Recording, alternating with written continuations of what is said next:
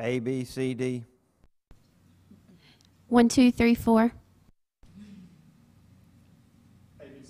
A, B, C, D, E. Yeah, good job. B, C, D, E.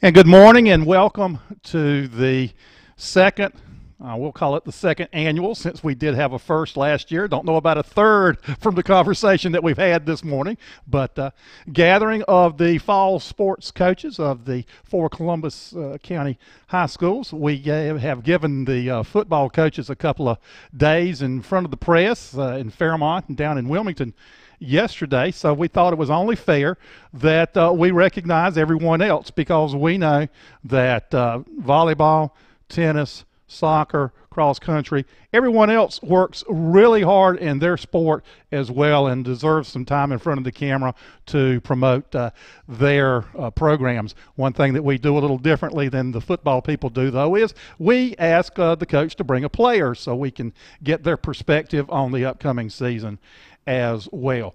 Thank everybody for taking the time out. I know it's a busy time of the year, and glad that you could be here today. We're going to start off with the South Columbus Stallions. Coach David Marlowe and his player Haley Rising with him today. Coach, thanks for being here today. No problem. We're glad to be here. Stallion volleyball has been rather successful the last several years. I think last year's overall record 26-3-1 and perfect in conference play 14-0. Looking at the roster from last year, though, a number of seniors that are gone, not going to be back. Some significant names. Just just a little bit about last year's season. Last year was really good. We played in a tournament at Pembroke, is where the 2-1 came from, and the state didn't count them, but that's okay. We had a great year. We lost 6 really good seniors. We lost 270 kills from the outside, about 680 assists from a setter, 130 blocks in the middle, and another outside hitter that had about 120 kills, and she was hurt about half the year. So yeah, we've lost a lot, but we're looking forward to it. It's going to be a challenging year, and we're trying to play a new offense, so it's a work in progress right now. Still some good players returning. They've got a lot of playing time last year and a strong JV program, so the cupboard's not bare at South Columbus, is it? No, it's not bare. It just, the landscape looks a little different. Tell us a little bit about some of the players that you do have coming back that you're going to rely on heavily. Haley should have a good year. She's been playing a lot. Anna Caroline Suggs is going to be really good. Carson Powell's been our libero for 2 years. That's Alexis Suggs is coming back. She played a lot last year. Morgan and I played a lot last year. But we've got to find a setter. And that's why we're trying to play a new offense and everything. We had a scrimmage yesterday against Loris, and at times it looked okay, and at times it looked really bad. Well, like you were saying, the landscape is different this year. So, and I've made this comment before about volleyball. From my experience the last 2 years watching, I think volleyball communication and teamwork between the players on the court may be more vital to success in volleyball, working as that cohesive unit, than any other sport that's played. It is. You got to talk. You got to communicate. You're no better than the 6 you got there, and they got to talk and communicate, because if you don't want the ball, it's going to find you. And at times, we're going to be lucky to get the ball back over the net. But if we'll talk and communicate, we'll be fine. You got to talk, then you got to pass. If you can't pass, you can't set, and you can't set, you can't hit, and everything looks bad. 2 new conference members added this year, East Bladen, West Bladen. Do you know anything about their programs and what they may add as far as competition level to the conference? I mean, both of them coming in as 2A schools. We played them before the conference realignment. They were in our conference then, and West Bladen had a good volleyball program. East Bladen was pretty good. So it's going to be a challenge. Anytime you got 10 teams, so we got 18 conference games now, and that's going to be a challenge because you're going to get everybody's best shot. Yeah, I know that conference play, I believe, starts 10 days earlier this season than last season. Any concerns about having just, I mean, you said you scrimmaged yesterday, but still not much non-conference time to, you know, juggle the lineup some, see exactly what you want to do before you get underway with conference play?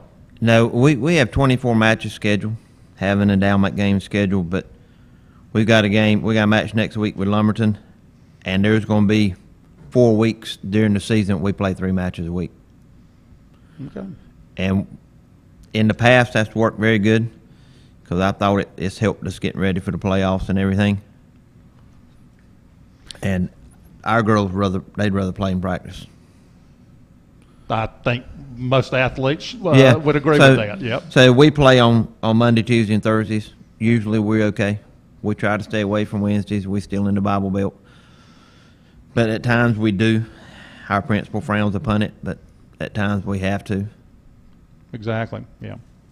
Let's turn it over to Haley now and get a few comments from her. I forgot to put the sign up on the outside of the door, but that'll be okay. Haley Rising, I imagine a lot is expected from you as one of the returning players and being a senior this year. Yeah, I guess. Do you feel obligated to be a leader on this year's team, considering the amount of playing time that you've had in the past is about as much as anybody that Coach Marlowe has returning? I mean, yeah, but I have to rely on my other seniors too because we all help each other out. Okay. Do you think your leadership style is more a rah-rah, let's go, or you lead by example? I lead by example, and we're just very, yeah. Okay. How much volleyball do you play? Now, you play volleyball outside of the school year as well, don't you? I've played volleyball for 3 years straight, all year round. And I have about 15 tournaments with club ball, and yeah, I play a lot. And that obviously helps you during the high school season, yeah. Right? Yeah.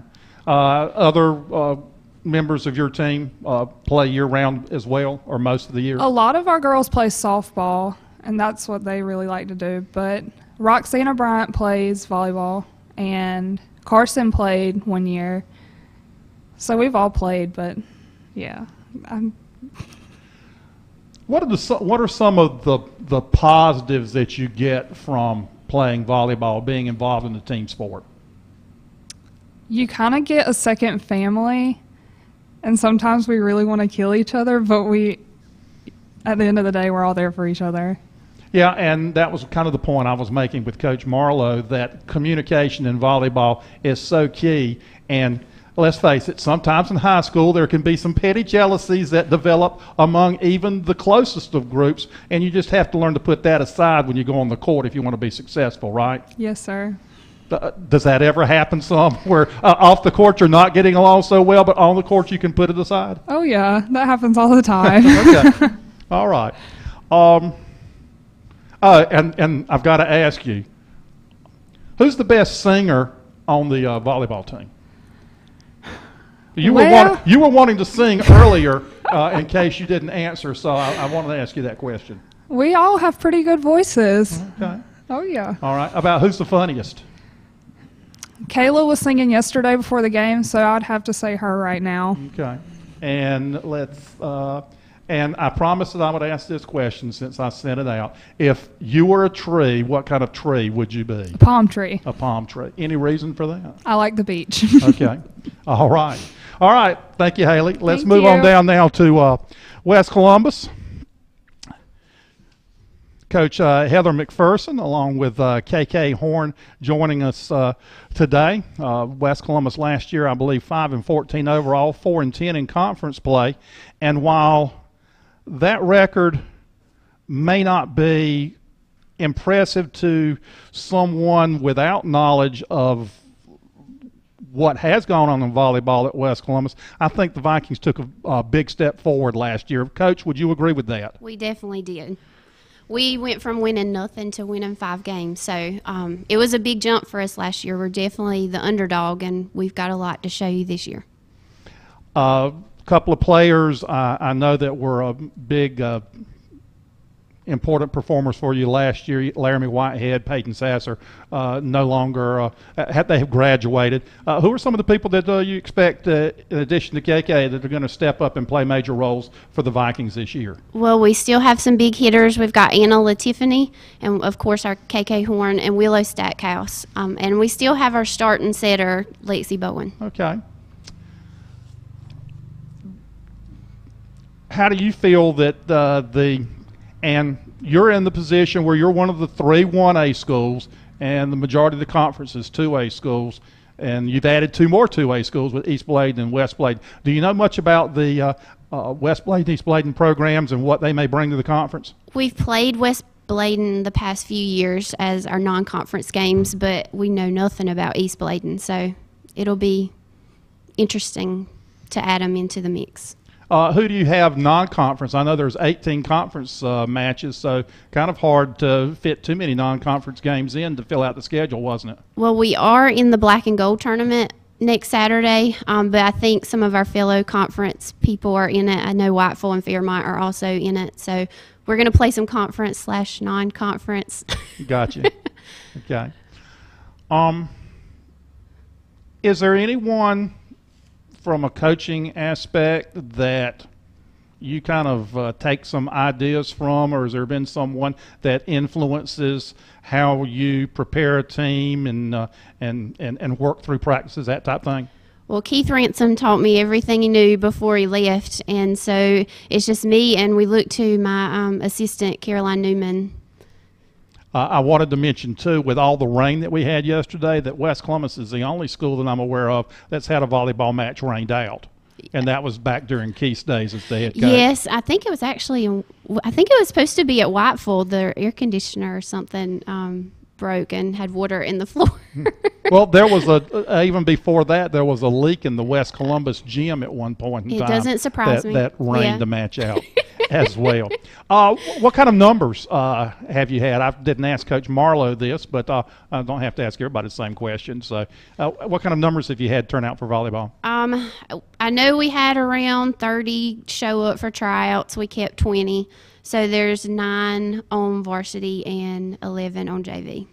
And I think that's kind of been the case across the county where, unfortunately, well, good is both good and bad, that more have shown up across the county than you have. Yeah, the middle room school. for. Yeah, the middle school programs are really building up, and that's helping the high school program a lot. Okay. And let's move it over to KK Horne now. KK, glad you could be with us today. Thank you for joining us. How much volleyball do you play? Well, since I do cheerleading and volleyball and dance, I don't really get to do it a lot, but I have played SC squared ball for 2 years, and I haven't been able to play it in like 3 years, so only for school. Do you think, and I know that you play soccer as well, do you think the other activities help you on the volleyball court, make you more well-rounded? Yes, sir, because cheerleading helps me get my stamina up, and even though soccer's in the spring, it helps me build my speed up for volleyball. what would you say that your best asset is on the volleyball court? Are you, I've seen you play, so I have an opinion on this, but is your game more of a finesse game or more of a power game? Power. Just the way you say that kind of leads me to believe that that's the case. Is there anyone that's been an influence on you in volleyball? My mama, Judy Horne, because she played in her high school and they were a really good team. And so ever since I started, she's tried to help me just be a better player each year. Okay. I'm sure a lot is expected from you this year from a leadership aspect, and I'll ask you about your leadership style. Are you a gung-ho, rah-rah type person, or is it more, you're going to do your job and work the hardest and be a leader by example? Be a leader by example, because you need to show everybody who's even your age and your class and under you that what to do. Who's the most rah-rah person on your team? Is there somebody that stands out as being the really loud, let's go get 'em person? Angela Tiffany. Who I have nicknamed the Swiss Army knife from her basketball playing days, because is she in volleyball like she is in basketball, does a little bit of everything? Okay. Who's the best singer on the Viking volleyball squad? Casey Collins. Oh, you must be absolutely, and your coach is nodding yes as well. Who's the funniest? Willow. Willow. Okay. A lot of people don't get to see it. And if you were a tree, well, like I said, if you were a tree, what kind of tree would you be? A dogwood. A dogwood. Why? They're just pretty. Oh, okay. She says power, but they're just pretty. So we've got both ends of the spectrum with KK. All right, well, thank you, and thank you for being here today. And we'll move on down the line now to Whiteville High School. We've got Coach Greer Inman along with Lilli Inman to represent the Wolfpack, and I've got some information here somewhere. There it is, right there. 17-5 overall last year, 11-3 in conference play, and looking at the roster, coach, from last year, not too many losses from graduation for the Wolfpack. So looking at last year's record, and a lot of people back, a lot of freshmen, got some valuable experience, probably high expectations for Wolfpack volleyball. Yes, we lost one starter as a senior. Well, we actually had two seniors, but everyone else returned. So on paper, it's looking good. On paper, okay. So we'll follow that up with how have things looked at practices so far? Has there been anyone that has come back this year that you've gone, wow, where did that come from? I didn't see that last year, especially considering the fact that you had so many really young players. Yeah, we had 4 freshmen last year. They've all come back stronger than even last year. I think they've played out some of their nerves. Our 3 seniors have actually come back even stronger, playing different positions. Just practice has been going well, flow's nice, just a real cohesive team this year. I know that in speaking with you at other times that you were big on nutrition. Have you been able to win some of those battles and get your players to follow more in the lines of what you encourage them to do, especially during the season and prior to matches? I'll put it this way. In front of me, yes. When I'm not around, I'm not quite sure I've won the battle, but I do keep after them. Hydration, good eating habits, sleep are all important to good play on the court. Assistant coaches, I know you've got a couple that are instrumental to the program. Let's mention those. My husband, Grayson, as we call him, the lovely assistant, is very instrumental in my program. Also, Charlie Jarman, who we call our lovable assistant this year. And then we also have Coach Hannah, the institution. Yep. He's been around for many years and has really dug into our JV program, which also is looking good. Volleyball is growing. It's the fastest growing sport women's sport in North Carolina, and therefore I think that's where we're seeing a lot of kids come out and try out and having to make cuts, which many of us have never had to do before. And that's exciting. Did you have enough out where you did have to make cuts on the varsity and JV level? Sorry to say we did. Yeah. Well, at least at Whiteville, there's the opportunity. There's cross country that's offered as well. So there is there's something else, and I think Coach Doran will take virtually anyone that wants to run if you're willing to run through the woods and miles and miles a day and keep up with him. So exactly. There are alternatives to that. All right, let's turn it over to Lilli and speak with her. Lilli, you play quite a bit of volleyball throughout the year, don't you? Yes. Not only, let's see, beach. Yes, sir. And I lost my questions here that I was looking at before. Where have I put them? Here we go. Is there anybody that that's a role model or has influenced your volleyball game? I actually have two, and they would be Jenny Johnson and Larry Slevsky, which have been coaches, have pretty much taught me everything I know.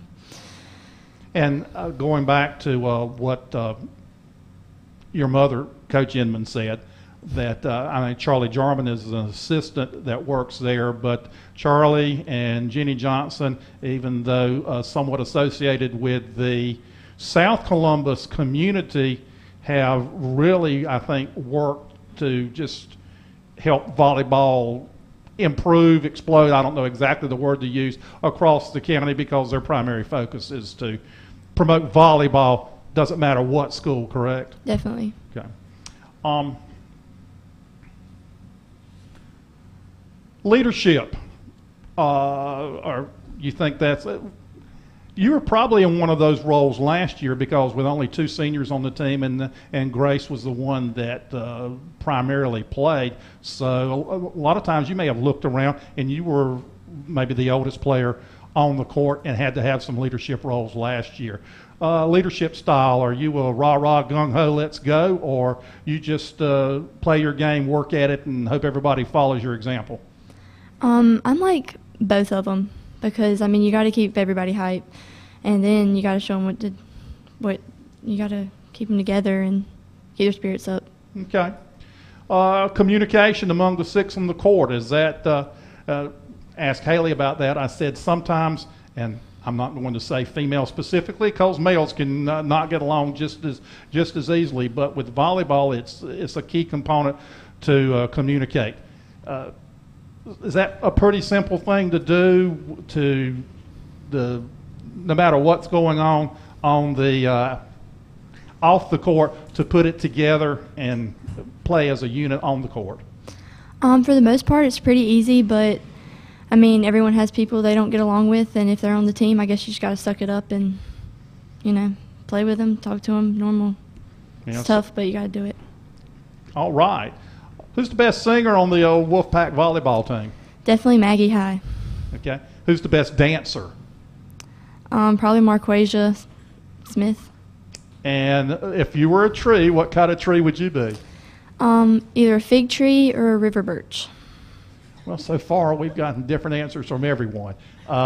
Any reason for choosing either one of those? I mean, I just have a special place in my heart for figs, and like Fig Newtons? Not really, just the tree and the fruit and the river birch, because I mean they thrive near water, and so do I. Okay. Now, good answer. But they also lose their bark in the winter. Yeah. I guess. I mean, that's something to consider if you're going to be a tree, Okay. All right. Let me go back to your mom just a minute about a question. Didn't ask you, what do you think about East Bladen, West Bladen? What's that going to add to the conference? Have you had any experience with either one of those schools to know where they'll be competitive-wise? Well, we played both of them last year, and I do believe, adding any team to a conference gives you strength, gives you more competition.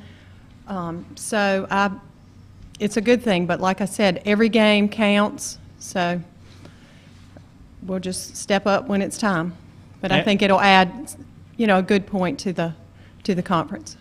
And as you know, we are now 2A, so that changes our whole setup here at Whiteville High School. Right. That was what I was going to go to, that now rather than being one of 4 1A schools, you're now one of 7 2A schools in the conference, which changes the whole dynamic as far as playoffs go and everything like that. But I would imagine the goal going into the season is a conference championship, and then everything else from a playoff standpoint takes care of itself.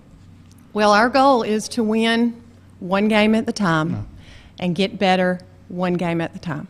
And that'll take, and everything else will take And care of everything else takes care of itself. Okay. All right, thank you. Now let's move down. Last and not least, and glad that Coach Morgan Jacobs and Shynicquel Watson could be with us here this morning. And Shynicquel Watson, did I pronounce that? When she says it, she'll get me right. Okay. Morgan, looking at last year, 8-13 overall, 6-8 in conference play, and if last year's roster is correct, about a half dozen seniors lost off that team. Yeah, I had 7. I lost 7. Well, you have one more than a half dozen. Okay. Who were some of the key losses? Kaylee Patrick, Kelsey Carroll, Claudia Floyd. Everybody worked hard last year, so I think all of them. I had all of them starting except one. I think I had a junior starting, so all of them was key players. So rebuilding year for East Columbus, you would say? Yeah, kind of. I got 5 returning seniors, so they got to step up this year. But I had my sophomores from last year coming up, really going to help us out this year. I got a lot of athletes, so I'm confident in them. They're going to work hard for me. So athletes that you hope to mold into volleyball players, right? Yeah, definitely. Okay. Definitely. Well, as we were saying earlier, that athletic ability can go a long way because volleyball, would you say it encompasses everything? Mm-hmm. There's power, there's finesse, mm-hmm. there's quickness, there's the mental ability that you have to have as much as any sport that's played. Mm-hmm. It probably takes as well-rounded an individual as any sport. It does. East Bladen, West Bladen, do you have any experience having played both of them? We played East Bladen in the past. I don't really know anything about West Bladen, but I'm pretty sure they're both, tough teams. But East Bladen, they've always had a great team, but we'll see. Do you look at it this year, now that there are just 3 1A schools, have you thought about it any at all, that you actually have a conference within a conference? And I know the overall goal always is, to win the conference title. Definitely. But whoever finishes first among South Robinson, West Columbus, East Columbus is going to get a number 1 seed. Yeah. Do you think about that any at all? And maybe later on in the season, that's something that you can use as a motivating factor for the team. If things aren't going as well, you say, hey, we still finish here. Yeah, definitely. Yeah. So, it helps us out. Role model. Do you someone that you base your coaching style on? Someone that coached you, or that? Well, Carlynn Stevens.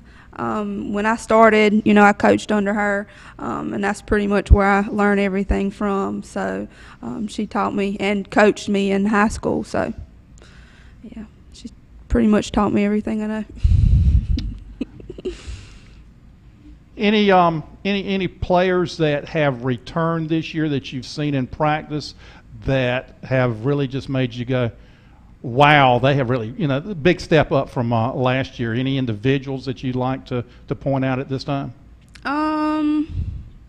This one here, she's come a long way. She plays volleyball, but not outside of, school. So she has to work at it, but she stepped up this year. I got a few, Sharday Baldwin, Ariana Daniels, they've played JV last year, but they've really stepped up. So Is that typical for East Columbus that primarily your volleyball players play volleyball during volleyball season for you, right? That's it, pretty much. I think I have one, Caitlin Andrews, that's played club ball. I think that's it. So pretty much volleyball season's the only time they play volleyball. So. What kind of numbers have you had at practice thus far? We had about 30 to come out for tryouts, and I kept 13 on varsity, and we got 13 on JV. So again, another school that didn't have to cut many, but no, I didn't have to cut many. Still had to cut, and yeah, I know that's always a difficult job for a coach. Yeah, it is, but you know, sometimes you got to do what you got to do. What you got to do. Exactly. Okay, let's turn it over to Miss Watson, and if I mispronounced your name earlier, I apologize. Would you repeat it for me, please? Shynicquel Watson. Shynicquel. Okay. Why do you participate in volleyball? Why choose to play volleyball?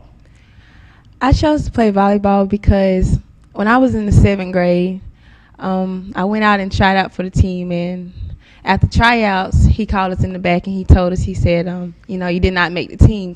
Come again and try next year. He said, but if you want to, you know, if you want to still participate in practice, you can. And all the other girls, they was like, no, I'm not gonna stay if you don't want to, you know, you're not gonna put me on the team. But I came out the next day, and the day after that, and the day after that. And on game day, he told us, he was handing out the jerseys, and he handed me a jersey, and I said, well, Coach, I'm not on the team.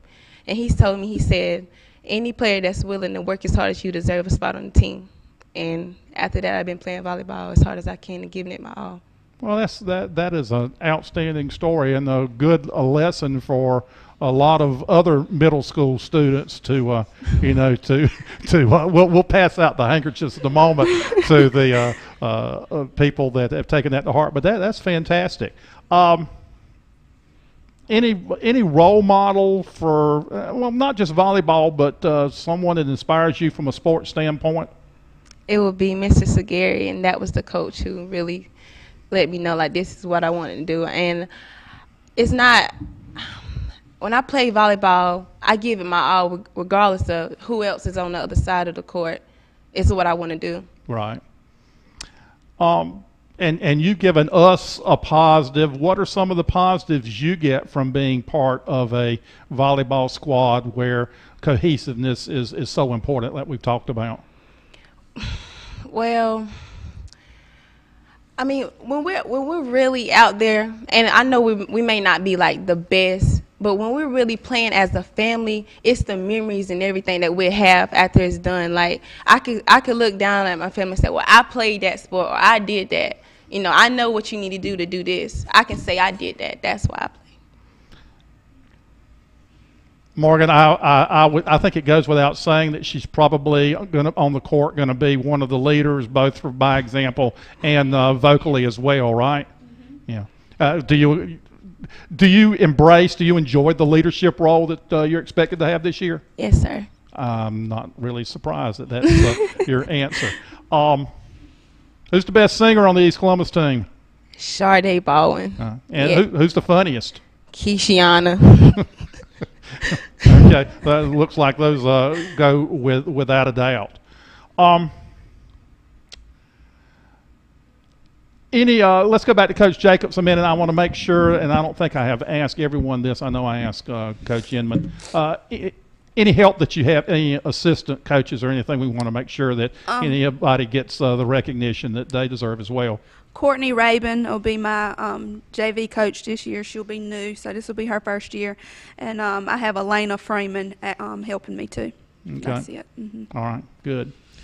Non-conference schedule. We got Pender next week, and we actually played yesterday in a jamboree at Trask. We played Trask, Pender, Union, and WCA. So, yeah. Pretty pleased with how that went? Yeah, it turned out pretty good. The conference play starting, like I said, 10 days earlier. Mm-hmm. You lost a lot of seniors putting a new group together. Yeah. A little bit, any concerns about starting conference play so early? You know, we got less time to kind of work the kinks out, but, you know, yesterday helped out a lot. We got a lot of games in one day, so we'll be fine. Okay. All right. I don't think that let's go back to South here a minute, because I want to make sure everybody gets an opportunity to recognize any other adults that are assisting with the program. She helps JV and varsity. Megan Whitestorm all. now, because she got married this summer. She's the JV coach and does a wonderful job. We get a lot of help. The middle schools, we have really good feeder programs coming in, and it helps us.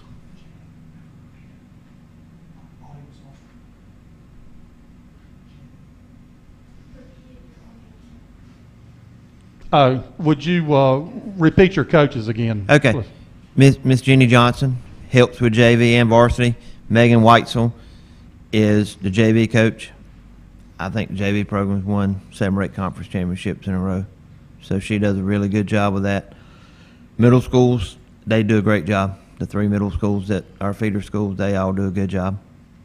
So it's a well-rounded effort. It's not a one-person operation. It's a community effort. So you don't get much credit? Nah, I don't. It is what it is. Go to Haley here real quick. What's something that the world doesn't know about Coach Marlowe that you can tell us? Oh, gosh. When he gets mad, he'll kick the volleyballs around the gym and make us go pick them up. And we get timed, and if we don't do it fast enough, he makes us run or something. So, okay. All right. That's a good one. Okay. The reason he had to repeat was I jumped around on my director, and he had your mic muted to begin with. So I'm going to move down to West Columbus now and ask about anyone assisting you? And I did ask you that. That's right. And Caroline's been around the program for a number of years, hasn't she? Okay. And has been a great asset. Who is she coaching the JV? She's the JV team, Okay. and she assists with you varsity. Yep. as well. Okay. All right, KK. What are you going to tell us about Coach McPherson that nobody else has ever heard before? Her having to think about this could be a little scary, right? Well, it involves Miss Newman. When they're together, they act like teenagers, really true teenagers when they're together. Okay. So they're just part of the team, right? If we were at practice, we wouldn't be able to tell any of you apart. Okay. All right. Very good. I know down Whiteville, because you mentioned your husband and Charlie helping. Lilli, go ahead and spill the beans on your mother. I know that might be a little bit more difficult than some of these other folks because you have to live with her. I just know everything about her. I can't even pick one. I don't know. I just don't know. I guess we've mentioned the nutrition standpoint. I guess she gets to keep a closer eye on you than she does some of the other players, right? But we're not going to. You never violate her nutrition rules and stuff French fries prior to practice or anything like that, right? I have to buy it. Okay. I have to pay for my own fast food. Okay, I got you. Shynicquel, what can you tell? I could tell some stories about Coach Jacobs. What can you tell us about her? Like, she's real nice, right? And she'll start laughing with you. But as soon as that ball hit the floor too many times, take off. She just, she don't play that. But she's really, like, she's a great coach. I love her. Oh, gee, we need to capture them for just some kind of Hallmark card or something, I think. That's all I have. Looking at the time, it has flown by. And I've told several of you this, and you know, my exposure to volleyball was not a whole lot prior to a couple of years ago, but have just really, really, really enjoyed watching all the teams in the county play and developing an appreciation for the sport and just how well it is played here locally, and hope that things continue to stay on the upswing like they seem to be at all of our schools here in Columbus County, and wish everybody just the best of luck this season. I'm sure I will be around and see everybody play and take a few photos from time to time. And if does anyone have anything that they would like to add, let him know, though, so he can swing the camera around and put your mic on if anybody has anything they'd like to say. Okay, nothing to add. That means we've covered it all. That's fantastic. Thank you for coming, and hopefully we'll do it again second week of August again next year. Thank you. Thank you.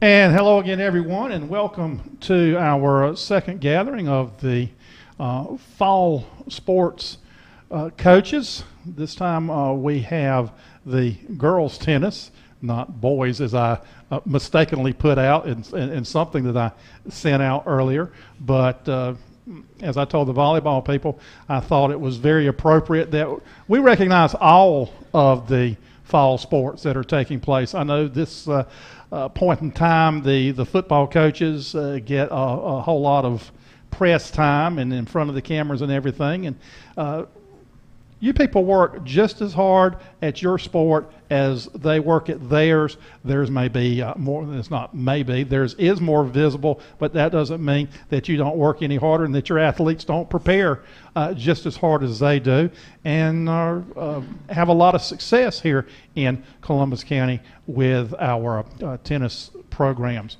So without any further ado, we're going to get started. We're going to start off with South Columbus, Coach Brett Burrows, and player Mary Grayson Kuntz, and we'll start off with Coach Burrows. Coach? Yes, sir. Thank you for joining us today. You're welcome. Thank you for having us. Understand that you were just slightly outbid on a Jackie Robinson game-worn jersey here recently? Yeah, me and a couple of buddies, Richard Gore and Worley Edwards, Brian Edwards, we went to Chicago to the National Sports Collectors Convention, and a lot of great stuff. They auctioned off a Jackie Robinson game-used jersey. Went for about $2 million. I was just outbid on that one. At Tennis Supplements, very lucrative. Okay. Prospects for South Columbus tennis. It's your first of all tennis players not back from last year. How are you looking from an experience standpoint? Okay, we lost one in our top 6. That was Amanda Watts, and then we lost 2 non-seeded players. So we have a good crop coming back. We actually have 18 players. It's probably the largest team that we've had ever at South Columbus. We did not cut. I thought about cutting down to about 14, but I figured that, you know, we could do some extra work and, you know, get all those girls some experience in tennis. And it's crowded out there, but we're having a good time. We have Mary Grayson back at number 1 and her sister back at number 2. And so pretty much the same numbers we had last year, except for each person should move up 1. Amanda was number 3, so we lost our number 3. Interesting you say that about having the 18 because one of the coaches from the volleyball was talking about it's difficult to cut in a sport like volleyball, and I imagine in tennis the same thing, because the players that get cut, there's nowhere really for them to go to get some additional practice time or skill development unless they do it on their own if they get cut from the high school team. Yeah. So that just gives somebody an opportunity that might be a late bloomer to stay with the program, right? Especially in tennis, because usually we have tennis players that come up that is brand new to the sport. And it's really tough to cut a 10th or 9th grader because they're going to be your players in 2 years. I mean, if you cut, you know, your 9th and 10th graders and just keep your upperclassmen, then 2 years from now, your tennis team will be down. So you have to keep your young kids, even though they may not be the best skilled players. You have to keep them to build that skill if you're trying to build a program, and that's what we're all trying to do here. And there is no junior varsity tennis, so it's varsity or nothing, isn't it? No, we actually entertained the idea a little bit. We didn't know how many players the other schools would have, and as we all know, tennis is growing leaps and bounds here in our county. You know, we have a lot of kids out, and there's a lot of interest in it. And, you know, as many as we can put out there, we're going to try to keep. You know, hopefully maybe we can get, you know, 2 new courts built at South Columbus, East Columbus, and Whiteville, where we have 6 courts maybe one day. So things looking pretty good for South Columbus this year. 2 additions to the conference with West Bladen, East Bladen coming in, and I believe I looked at West Bladen girls tennis last year, had a record of something 17-1, 17-2. So right off the bat there's going to be a new team in the mix that's going to be very competitive. Yeah, very competitive conference. You know, Whiteville, you know, still the team to beat. Serena's a great coach, even though she lost a couple. She's going to have her team back ready to go. I mean, she's not going to make it easy on any of us here in the conference, and we wouldn't expect any less. You know, so everybody's going to be, I feel, you know, still chasing Whiteville. You know, because they've won it, what, 7, 8 years in a row, something like that. So, you know, even though we have a lot coming back, you know, we still have a lot of respect for the other teams because they work just as hard as we do. Is there anyone that's come back that you've seen play so far that you've gone, wow, they've really stepped their game up from the previous season? We have a younger player that could move into the number 6, Savannah Williamson. She's been working really hard this summer, and when she came out on the 1st of August, you could tell that she had really been working hard. And there's a lot that's been working hard over the summer. But, you know, as you said, she did stand out to me, and, you know, she's wanting to vie for one of those positions. And, you know, the competition factor is good. You know, I told them, you know, we need to compete against each other because that's going to make us better. So. I know that the Brett Burroughs indoor tennis facility is not quite complete at South Columbus. How's the rain been affecting practice? How the weather in general? Had some really nice weather last week from a temperature standpoint, but it has been pretty wet. Well, I was telling the girls that yesterday was probably the first fall practice, you know, before school started that we've had to cancel because of rain. Because, you know, we've been lucky. We don't get a lot of rain in the mornings. But, you know, yesterday we got out there at 7:30, and I think about 8 o'clock it started raining, and we were hoping to stay out there a little bit longer in the mist, and then the bottom just fell out. We went to the room, talked about some stuff, and I pulled out there this morning at 7:30, and boom, court's wet again. So luckily, volleyball had decided to practice at 3 today, so we did get to go in the gym. Did get to do a little bit of stuff, but it's not like being out on the court. So I'm thinking everybody's in that same situation. So, you know, I think all the teams coming in are going to be behind a little bit in, you know, in play. Now, we have a scrimmage tomorrow against Green Sea, so hopefully the weather's going to hold out and we'll be able to get some kind of competition in. But, you know, the weather's been tough and it's not looking good for the next 5 days from what I see. So. How many of the 10 teams in the 1A, 2A, 3 Rivers are fielding teams this year? Typically, South Robinson does not field a tennis team. So is it 9? Yeah, from what we understand right now, it is. We don't think South Robinson's going to have one. St. Paul's was iffy for a while because their coach stepped down, and they didn't know if they were going to be able to find another coach. But I talked to the old head coach, and he said that they did find a head coach, and they have been practicing. So we're looking at, you know, nine teams. So 16 conference matches. Yeah. So that's pretty significant right there. We were talking earlier. We're playing 3 a week for the first 3 weeks, and that's 3 a week at 4 o'clock in probably 95, 96 degree weather. And I don't know if the new wet bulb rule will come into play. You know, I'm sure there's been many times before that we have gone into that red area and it's never been called. And this year, you know, we're going to have to keep our point of emphasis. If it goes into that red area, we got to pull them off, is what they say. So. Now, conference play starts as early as, is it next week? Next Monday. That you're actually in conference Yes, sir. play almost immediately. So no time to really find out. You better know what you got going into it, right? That's exactly right. It's starting. You know, can't stop it. All right, let's turn it over to Mary Grayson Kuntz here for a moment and get a few comments from her.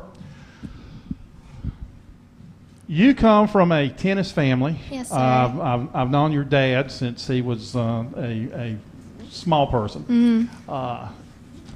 How much during the year do you play tennis? I try to play consistently throughout the year. My dad helps me a lot, so we'll just go out there every now and then my sister plays too. Both of my sisters play, so we just try to get out there every once in a while, relieve some stress, and try to improve our game. Is there anybody professionally or just personally that you model your game after? I really like Serena Williams and Venus Williams too. I actually listened to Venus Williams speak a couple of weeks ago. So I like to listen to like her for motivation and stuff, and try to kind of model after her and just try to be better. Tennis is unusual in that you have singles play and you have doubles play. Do you prefer one over the other? I kind of like singles because you get to be on your own and kind of show what you can do yourself. But and doubles I actually play with my sister, so it's also the teamwork and you get to kind of build on each other. And so I don't know, I like both of them. Maybe singles though. That's what I normally do, like in going into conference like regionals and everything. So. And doubles, you can always go home and then argue with your sister. Right. If you had a bad match, you can argue about whose fault it was. That right? happens sometimes, but we try to control it. Let's see, where was I on that? Why? And maybe the answer is obvious in your situation. It's because it's almost a given in your family that you were going to play tennis. But what was that the factor for playing tennis? Just that you're just following in a line of the Kuntz family that has played? Well, that's definitely what got me started. That's like my dad got me out there with my family and everything. But I think I like it just on a personal level, like the competitiveness, and like it's a really good atmosphere for me, just for like my personality and everything. It's like the best sport that I could play for myself, and I just really enjoy it. So it's kind of that, but it's kind of myself too. I know you may not play together as a group, but you do travel together as a group and sit around while other people are playing. So ask you a couple of questions about your teammates. Who's the best singer on the Stallion tennis squad? Maybe Kaylee Buffkin. She's really loud, and she'll probably be singing on the bus all the time. Coach Burroughs is claiming that he's the best singer, but well, anyway. him too, I guess. Okay. Well, I'll give you a second chance. Who's the funniest? The funniest?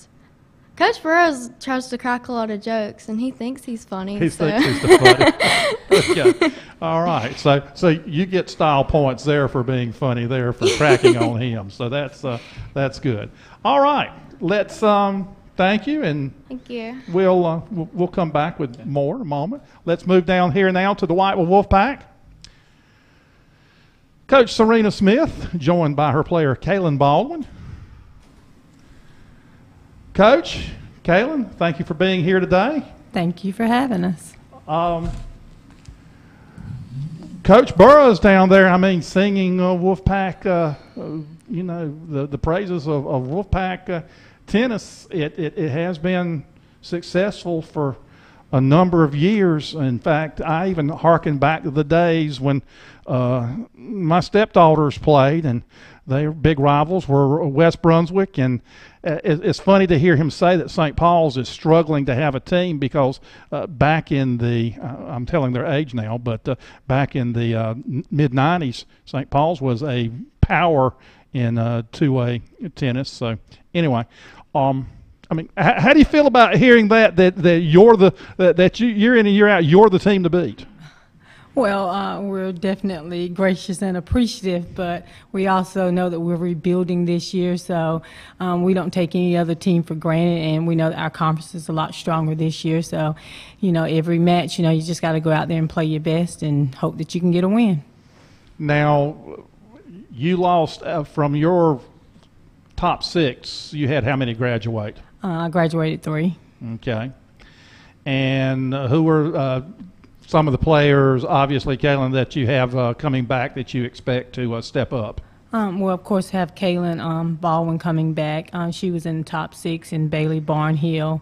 And we have actually 2 rising freshmen that I'm expecting great things out of this year as well. So we still have a pretty good top 6 players, and I think we'll be strong and we'll still be very competitive. But like I said, we don't take the other teams for granted, and we know we got to go out there and play every match. How many did you have? Was it necessary to have to cut the tennis team? No, we're actually a little smaller this year. We have 11 players. Okay. West Bladen, East Bladen, do you know much about them other than the fact that West Bladen had a really good record last year? Well, we typically scrimmage West Bladen every year. We're not going to be able to this year, but I understand that he lost quite a bit of players too in his top 6, and I think he has an injury with another player. So, but I still think they'll be a strong team because they have always been strong the past couple of years. So, they'll be a good addition to the conference. I know you coach basketball as well, but from a tennis aspect, who do you kind of pattern, or just in general, who do you pattern your coaching style afterwards, or who's someone maybe that has influenced you as a tennis coach?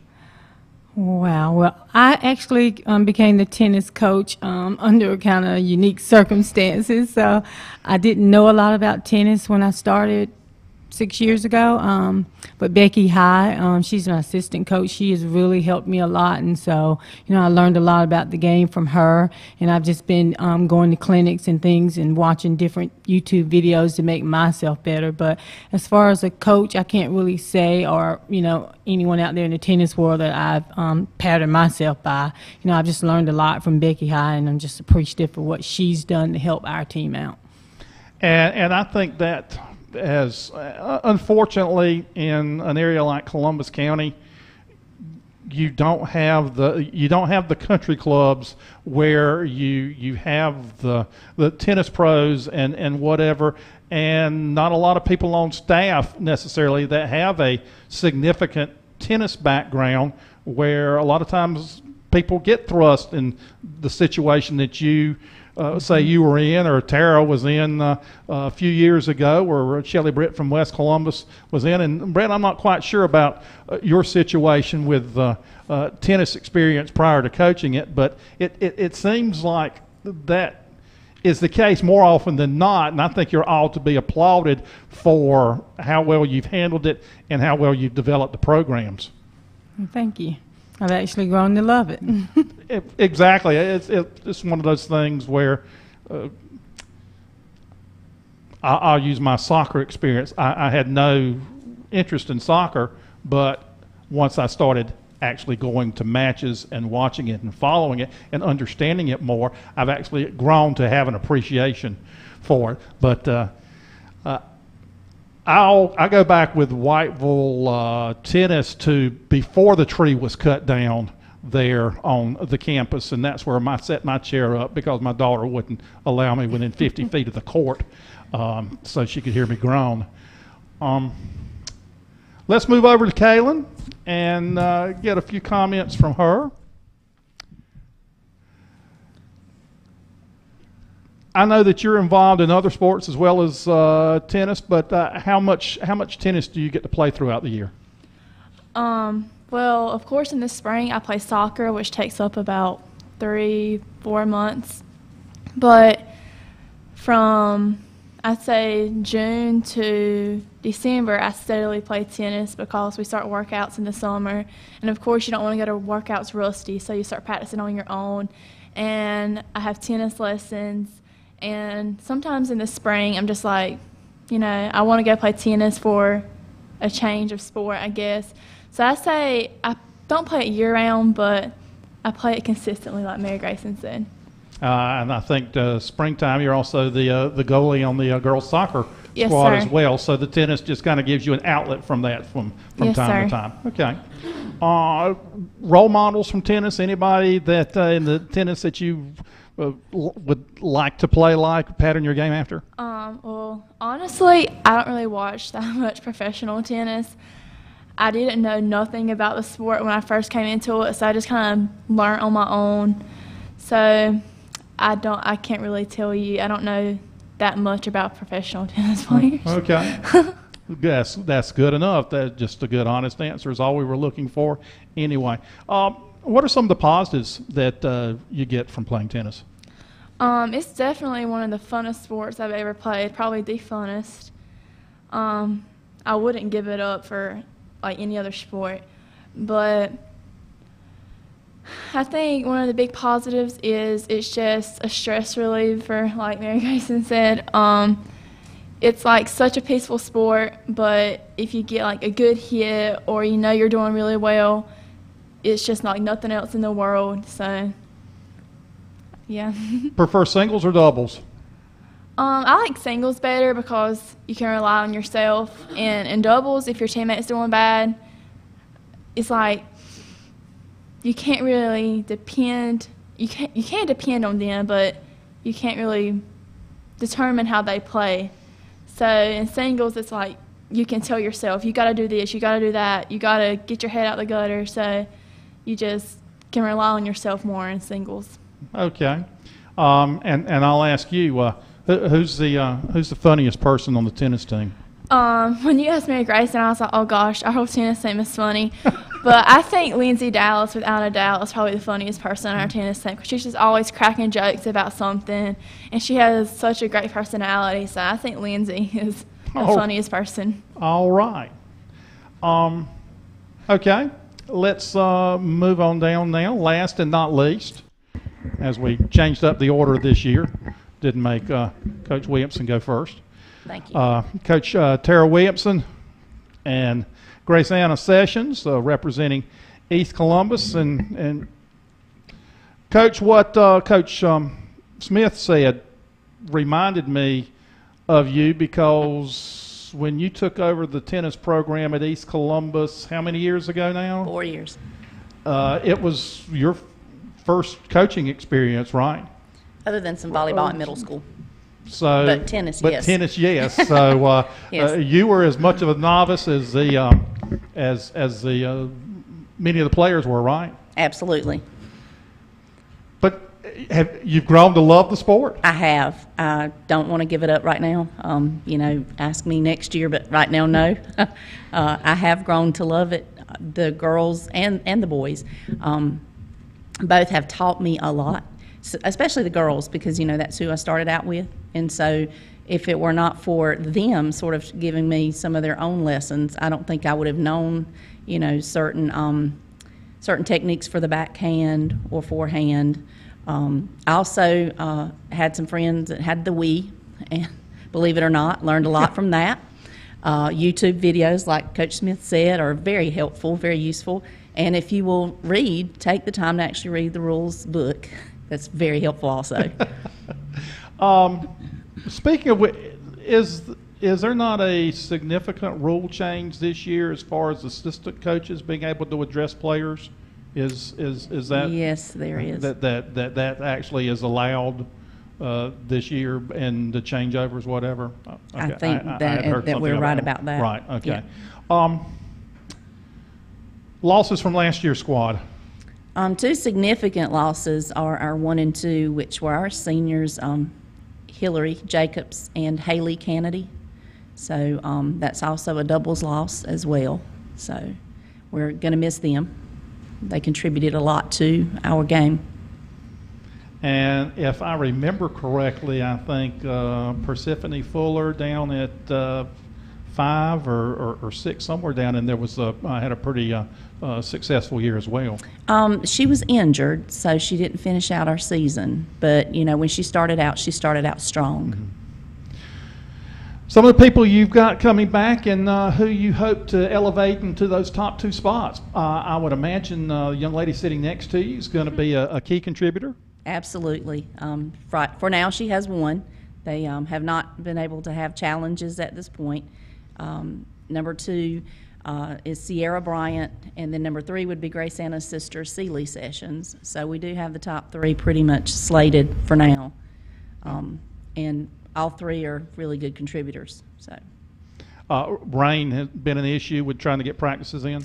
It has, because not as much, like Coach Burrows stated. We've been doing early morning practices, so at least the rain holds off until later. But yesterday we did have a monsoon hit about the time we got on the court, so we pretty much had to call it a day. You are in a unique situation in the conference where there are 9 conference tennis teams. Right. 7 of them are 2A. Right. So you and West Columbus are battling for a number 1 seed. Sounds great. So no matter where you are in the season, no matter what your overall record is or where you stand in the conference, you can look at where West Columbus is and go, hey, girls, if we finish in front of them, we're going to get a #1 seed. There you go. Does that help in, I mean, in the motivation factor? I think somewhat, but it also takes away from, if you don't have more than just one, you don't, or I don't feel that we're as competitive as we could be, so to speak. If you're just going against that one team, because it can be, a toss-up either or, just by one match or two matches. So I'm going to kind of miss going against some of, as far as conference play and placing in the conference, a couple of the other strong teams. Did you play West Blade non-conference last year? We did. Not East though, right? No. Okay. Just West So Blade. you do. So you're familiar with their program, and they were pretty good last year. They really are. So yeah. They should be. I don't know if welcome addition is the right word, but they should add some strength to the conference. I think you would so. think. Yes. Okay. All right. Let's move over to Grace Anna and get a few questions asked of her.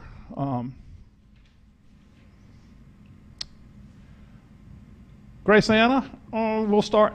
How much tennis do you play during the year? Kind of like what Kaylin said. During the spring, I was playing softball, but this past year I didn't because of some issues that I was dealing with at home, but with my medical problems. But as far as the spring, I was consistently out there if I wasn't playing another sport, especially with having my sister at home that plays. Right. And she's not exactly on the exact same level as me, but we can play back and forth and have a good game. So with her having at home, that helps out a lot for us to just, if we want to, we can go outside at 8 o'clock at night, head to the park and play for an hour or two. And that helps out a lot. So I would say I'm consistently out there, especially when the summer came around and I didn't have much I was doing as far as school. We were out there a lot during the summer. And that helped a lot when it came for tryouts and workouts and stuff. Are you like Kaylin, or maybe more like Mary Grayson as far as paying attention to professional tennis? Do you follow it closely, and there's someone that you model your game after? Well, when you asked Mary Grayson that, I was going to say my role models aren't professional. I was going to say they're people I've played during conference play, or like Chase Barnhill. I mean, she was good. As far as me, when I looked at her, that's who I wanted to be when I played her. And like even Mary Grayson and all of them, I don't model after like big people. I can relate to those people. They do the same things I do, and I think I want to be more like them than I do the people that are on TV. I got you. Good. What positives do you get out of playing tennis? Well, I played volleyball my freshman year, and it was something I was good at just because I'm athletic, and I liked it. But then during the summer, my cousin introduced tennis to me, and I was like, tennis? I don't know anything about tennis. What am I going to do playing tennis? And I went out there, and it's a good sport, and I don't think people realize it until they actually get out there and start playing it. And like they said, it's a stress reliever, a great stress reliever. I mean, you can go out there for 20 minutes and just feel so much better. And I feel like, especially since I have a sister that plays, it helps a lot with us. We communicate better because of tennis from us playing together on the court. So I get a lot of positive things. I don't even think I have a negative for playing tennis. You prefer singles or doubles? Doubles. That was a quick answer. It's different from everybody. You like to have someone else out there that you can count on, right? Yeah. The girl that I played doubles with ever since my sophomore year, she is just a goofball. And so, and she's on the same skill level as me, and so we get along really well. And it's good to be able to have somebody, if they are going downhill in a match, to have somebody to pick up. It makes you feel a lot better when if they do something wrong and you pick them up and then they start doing better. It just makes you feel 10 times better. And to have somebody out there, if you're doing something wrong, for them to pick you up. It's different when they're on the court with you than if it's your coach trying to pick you up from outside the fence. They just don't know. So I like doubles. I like that answer. You said goofball, so I'm going to ask you who's the funniest person on the tennis team, other than Coach Williamson? Sierra and probably my sister, but definitely Sierra. She is the funniest person I think I've ever met in my life. All right. Let me just throw it out there to anyone for I want to go back to Coach Burrs here just a second, if we can get back over there. Any adults that you would like to mention that work closely with your program that you'd like to give some props to now? Yeah, Sterling Koontz, Mary Grace, and Elizabeth's dad. We actually added it up the other day, and I think this is his 8th year helping me. And even though he runs a business, has a full-time job, and all kind of stuff, he still makes time for us and tells me that, you know, he would love to quit his job and coach tennis full-time. And I told him in about 2 years he can definitely take over South Columbus's program. Okay. Anything else that you'd like to add before we go down the line for closing comments? Just looking forward to a great year. Got some really good teams in the conference. Really good girls, really good coaches. We are very competitive with each other, but we all respect each other. Just, you know, love the game, have fun. I think we look forward to it all year. And it seems to, when we start, it seems like it goes by really, really fast, and we don't understand where the time goes. But, you know, we're excited about next Monday coming for us to get into conference play. And, you know, we hope that everybody has a good year, a injury-free year, and this is a good year all around. Okay. Coach Smith, you mentioned Becky High earlier. Any other adults that work closely with your program?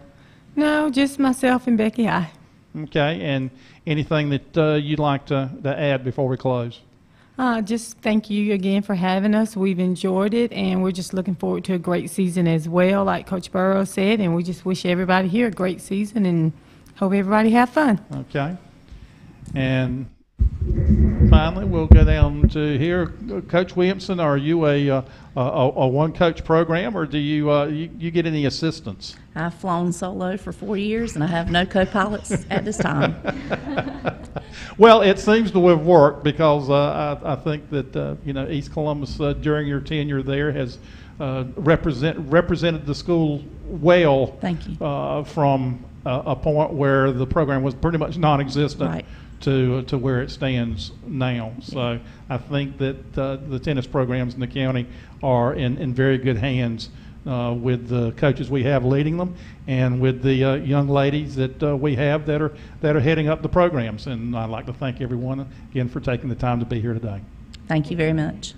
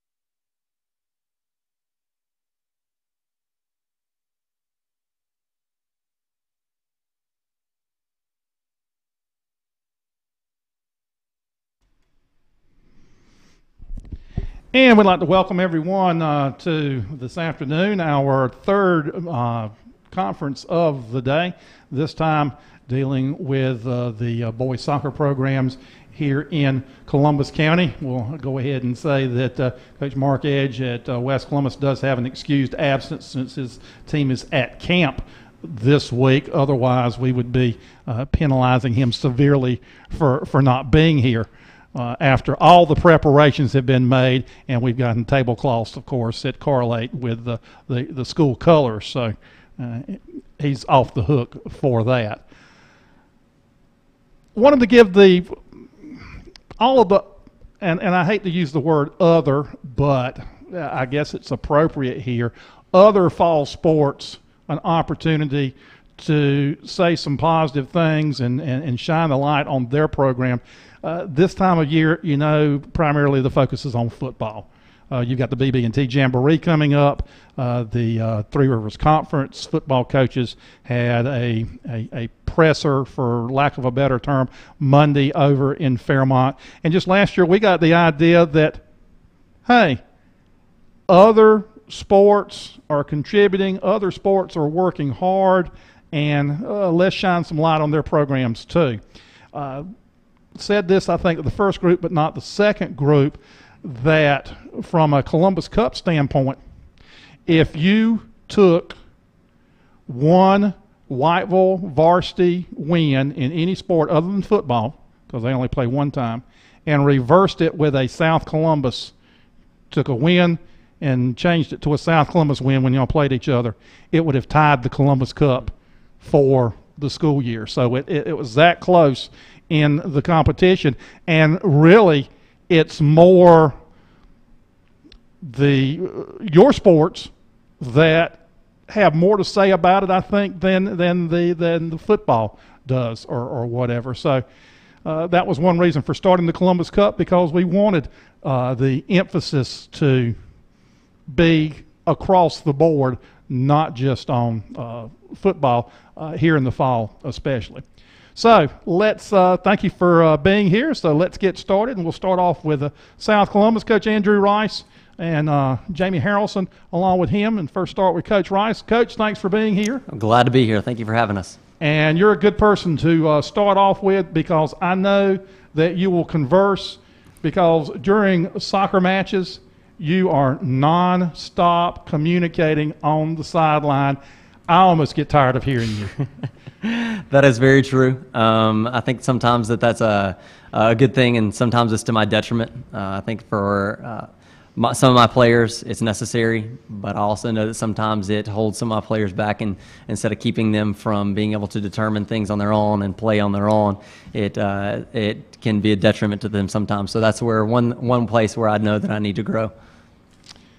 Looking at the South Columbus roster from last season, you had a large number of names on the roster I got off of Max Preps, and there are several seniors that graduated last year that are going to be missed. Absolutely. He lost, I think, 7 seniors, and probably 5 or 6 of those were starters. So those are very, very big roles that are going to be missed. That we're hoping that our underclassmen can step into. We had 2 players yesterday to sign to play in college, which was the first time that that's ever taken place in South Columbus history. So we're very, very proud of Alfonso Pantaleon and for Christian Hernandez to be able to go on and continue in their collegiate careers. So them specifically, as well as guys like Brando Barrera and Humberto Cruz, are going to be very missed. So we're going to make sure that we have to fill in those gaps as well. I think Christian Hernandez was your leader in points with the combination of goals and assists. Yes, sir. Brando with 6 shutouts during the year, and I don't know that I saw anyone else in goal for South Columbus the last couple of years. That's correct. Obviously that's going to be a key position for you to fill. And who are you looking at as far as the goalkeeper for the Stallions? We have 2 players that are interested in jumping in goal. One of them is a incoming player that hasn't played for us, Riley Hewitt, and then the other one is Luke Ray, who is considering playing goal. Both of them have a little experience. Some have played a little bit, but I think both of them are going to bring a lot of good things to the table, and is going to be able to provide something for us that it will hopefully emulate what Brondo has done in the past. You had a number of freshmen last year that also made contributions. I know 2 years ago, Nakana had a very strong middle school team. Yes, sir. Those young men came up and contributed as freshmen. Are most of them still in the program and back, and you're counting on them to do even more this season? Absolutely. So we had 4 starters as freshmen last year that were really, really strong contributors. One of them who actually led our conference in points for part of the season, which was Adolfo Cardenas. He is going to be looked to, as well as Marcos Lagunas, who is going to be looked to be able to stretch our field and to be able to put shots on goal. Both of them are going to be really, really strong assets, as well as Jamie Harrelson and Antonio Panetta being our senior leaders. We'll look to a couple other freshmen on defense, being Joel Panetta and Cheyenne Hernandez. So they're definitely going to step into that role as hopefully super sophomores this year. What do you spend more time doing as a coach? Teaching the basics of the game, or refining now that you've been with and they become accustomed to you, some know your expectations? Is there still a lot of teaching that goes on, especially with the younger players that you have and not having a JV program? Or has it somewhat morphed into where you're refining what South Columbus does now? I think I do some things kind of like John Wooden did at UCLA, in that you start from the very basics. I think he even taught his college players how to tie their shoes correctly in order to begin the season. And so we start every single season with the basics. We need to know, if you don't have a foundation, there's no way that you're going to be able to lead your team with excellence. So we absolutely start with the basics. We start every single season. We harp on defense, because if you play defense correctly, then defense immediately turns into offense, and you have counterattacks that can win ball games. And so we always want to play defense correctly, and then everything else should work out in for us. How have your numbers been as far as turnout goes? I know that now that you're established there as the coach, they know it's not something that you just show up and play. You're pretty demanding in the preseason, but as far as participation? Our numbers are a little lower than they were last year, especially due to the fact that we lost some seniors. We had some kids move. Some kids chose to do other things in their fall. So we have lost quite a few players, but we had a lot of either sophomores that didn't play last year that have stepped in their role, and we also had some freshmen come in also. So we're going to have a really young team this year, but I think kids who want to learn, and then as we continue to build this year and next year, our junior and senior years for these sophomores now are going to be really strong players for us. Rain affected your practice schedule very much? Very much so, sadly. We ended up having to practice in the gym today. Had to cancel practice yesterday, so it's greatly affected what we've been able to do. West Bladen, East Bladen joining the conference this year. East Bladen was third place, I think, in a very competitive conference with Clinton and Wallace Rose Hill last year. Should add 2 more quality teams to the mix. East Bladen is going to be really strong. I honestly think they're going to be the one with the target on their back this year. Maybe they're not, but I think that they're going to be a lot stronger than a lot of people give them credit for, especially coming out of a conference with Wallace Rose Hill and Clinton, and they were able to play really strong against those teams. So I think that they're going to add a lot of difficulty to our conference, but I think that it's going to be something good for us, because as we go into the playoffs, we want to be able to play the strongest teams and not play in a really weak conference to start off with. So I'm excited about them jumping in as well. Okay, let's turn it over to Jamie Harrelson now, get a few comments from him. Jamie, this is, you played soccer all 4 years at South Columbus? No, sir. I started my sophomore year. I decided to try football my freshman year, but I didn't really like it as much as I did soccer. A lot of running involved in soccer, so that didn't turn you against it, huh? No, sir. Okay. What's the best thing? What do you enjoy most about playing soccer? Mainly the competitiveness and just being out there with a great group of guys and doing everything I can to get a win and help everybody else out on the team. Now, I've seen you play soccer before, and anybody that thinks that soccer is not a contact sport is sorely misled. There is actually a lot of contact that goes on the soccer pitch, isn't there? Yes, sir, there is. You enjoy that aspect of it? Yes, sir, I do.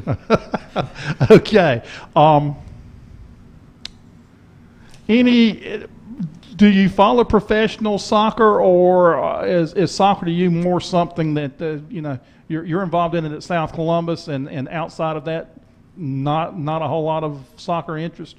Well, I don't follow soccer on TV. I'll go out and I'll go to either South Columbus or right here in Whiteville, and I'll go and shoot and kick and get my brother with me, and we'll go and play a few rounds. And other than that, no, not really. Okay. Who's the best singer on the South Columbus soccer team?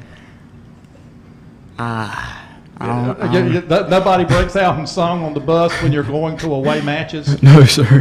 Okay, or coming home sing the victory song or anything like that? No, okay, well, I'll ask you, Nick, who's the funniest? Other than Coach Rice. Probably Joel. Okay, all right. That question doesn't work for that, okay. Position you play? Central defensive mid, and if I need to, he'll put me up and play striker. I'm very competitive. I'll go after the ball, and I'm not scared to put a body on anybody. How does Coach Rice's constant constructive criticism and let's go get them attitude from the sideline, do you hear a lot of that? Does that register with you? Yes, sir, it does. Okay. To the point of distraction? Sometimes, every now and then it will, but not a lot. No, and I do joke with him about that, because if he got paid for the word during the match, Columbus County Schools could not afford him. I don't think anybody else could either. But if anyone has not seen a South Columbus play, it's worth it just to go and watch you coach. So,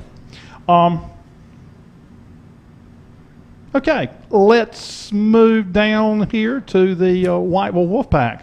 And we've got assistant coach Jamie Henson stepping in for Coach Ronnie Todd, and Will Henson along with him. Coach Henson, rain. How's rain affected practice at Whiteville? Quite a bit. We canceled again yesterday, and we are supposed to have a blue-white scrimmage tonight, but I'm not sure that we're going to get it in. Hopefully the weather will hold off and we can get it in. So it has affected us quite a bit. A little bit about last year's team. Several seniors listed on the roster. Who's going to be missed off that squad? Well, everybody's going to be missed. Sure. We graduated 8 seniors, and the one from each level that I can think of off the top of my head will be up top would be Logan Butler, and he was one of our strikers, and then Leo Baltazar was our center midfielder, and then Caleb Thompson in the back. So those 3, and a couple other guys, but on defense and in midfield. But those are 3 that are going to be sorely missed.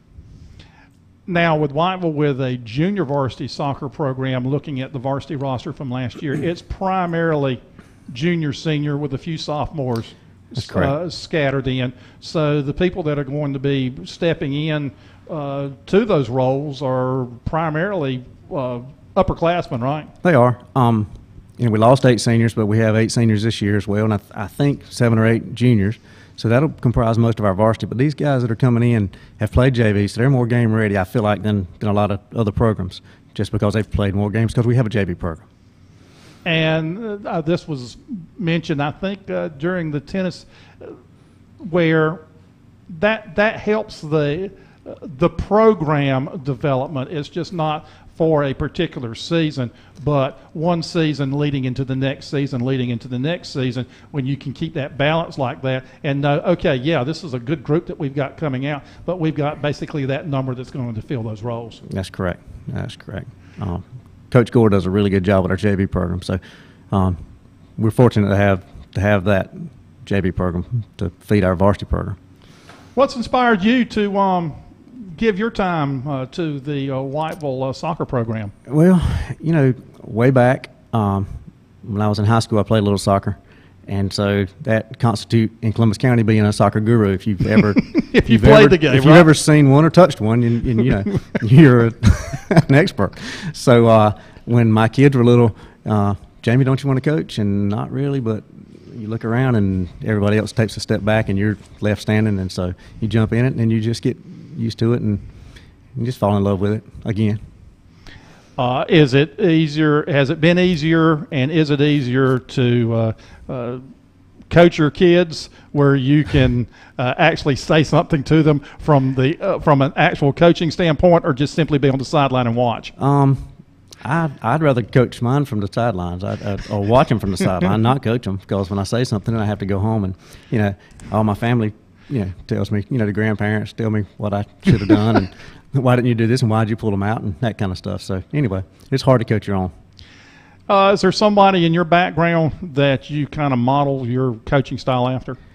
Okay. Well, this pains me, Franklin, but Anson Dorrance, I've read his book, and of course he coaches at Carolina, and I'm not a big Carolina proponent, that. So, but anyway, great soccer mind, and so I got a lot of information from reading his books and understanding how he ran his program, and so yeah, he was probably the biggest influence on me. I'm wearing red today just because I anticipated you coming. Okay, yeah, I appreciate that. Actually, because none of the school colors have red, so that keeps you neutral. It keeps me neutral. How do you feel about East Bladen and West Bladen coming into the conference? What do you think that's going to do? I concur with what Andrew said. I think that's going to make our conference stronger and make us better when we get to playoff time, because it's just two more competitive teams that we get to play during the regular season. And I think East Bladen, they were young last year and came out of a strong conference and had some success. So that's going to be they're going to be strong. They're going to be, in my opinion, a team to beat. So. How much, though, this last question, and I'll move to Will, how much do you think the tradition of good soccer at Whiteville High School factors into the ongoing success? Because I think last year there was a feeling that, hey, last year this may be the year that somebody knocks Whiteville off the top of the loop with people that had were not along with the program, and maybe some lesser known names coming along, and still Wolfpack came out on top. How do you think you think the players understand that tradition, and when it comes down to crunch time, we win because that's what we're supposed to do? I think with any program that has success, it makes you more comfortable and makes you feel like you can win. And from a coaching standpoint, I like when someone else makes you the underdog, because it gives you some motivation. If you're supposed to win every year, I think your players and your coaches will get complacent. So it's good to have somebody come in and push you a little. And so we don't expect to win every year. That's always our goal. But we come in hungry. Okay. So. All right. Let's turn it over to the player you brought with you, and we'll see. Will Henson, are you complacent? Definitely not. Definitely. I've never been complacent with any kind of sport. Okay. I believe if the stats that I saw correct, leading scorer last year? Yes, sir, I was. And obviously you like to be down in the area where you can put a point on the board, right? All I need is my teammates to get it close to the goal, and I can put it in from there. Have you always been offensively oriented? Yes, I definitely have. I've always had a nose for the ball, always been close to it enough to where I can try and put my team ahead or tie them up or be clutch in the big moments. As one of this year's seniors, obviously there's an expectation for you to take a leadership role. Leaders don't have to come from the senior class, but I think a lot of times coaches prefer that their seniors be the leaders in work ethic and on the field and getting, almost being a coach on the field because they've been with the program long enough to know what you're supposed to be doing.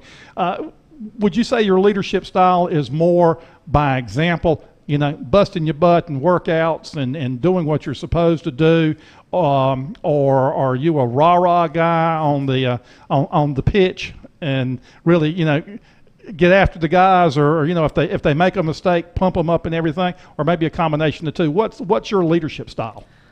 I would like to say I do a little bit of both.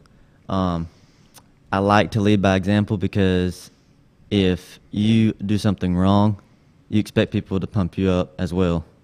But you can't expect, whenever somebody else does something wrong, you can't put them down whenever they make a mistake.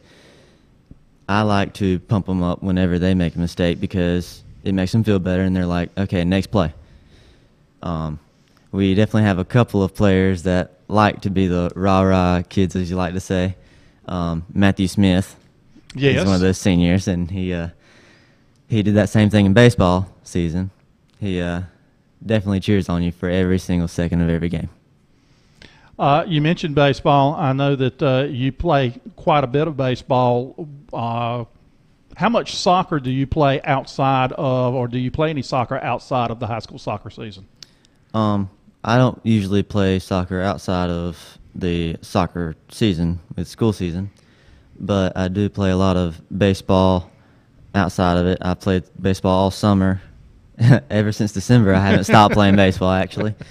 But I also kick during the football season, so I'm a pretty busy guy. You think playing a variety of sports, something that you take from each sport, helps you in one of the other sports? I like to think that they all help me generally be well-rounded.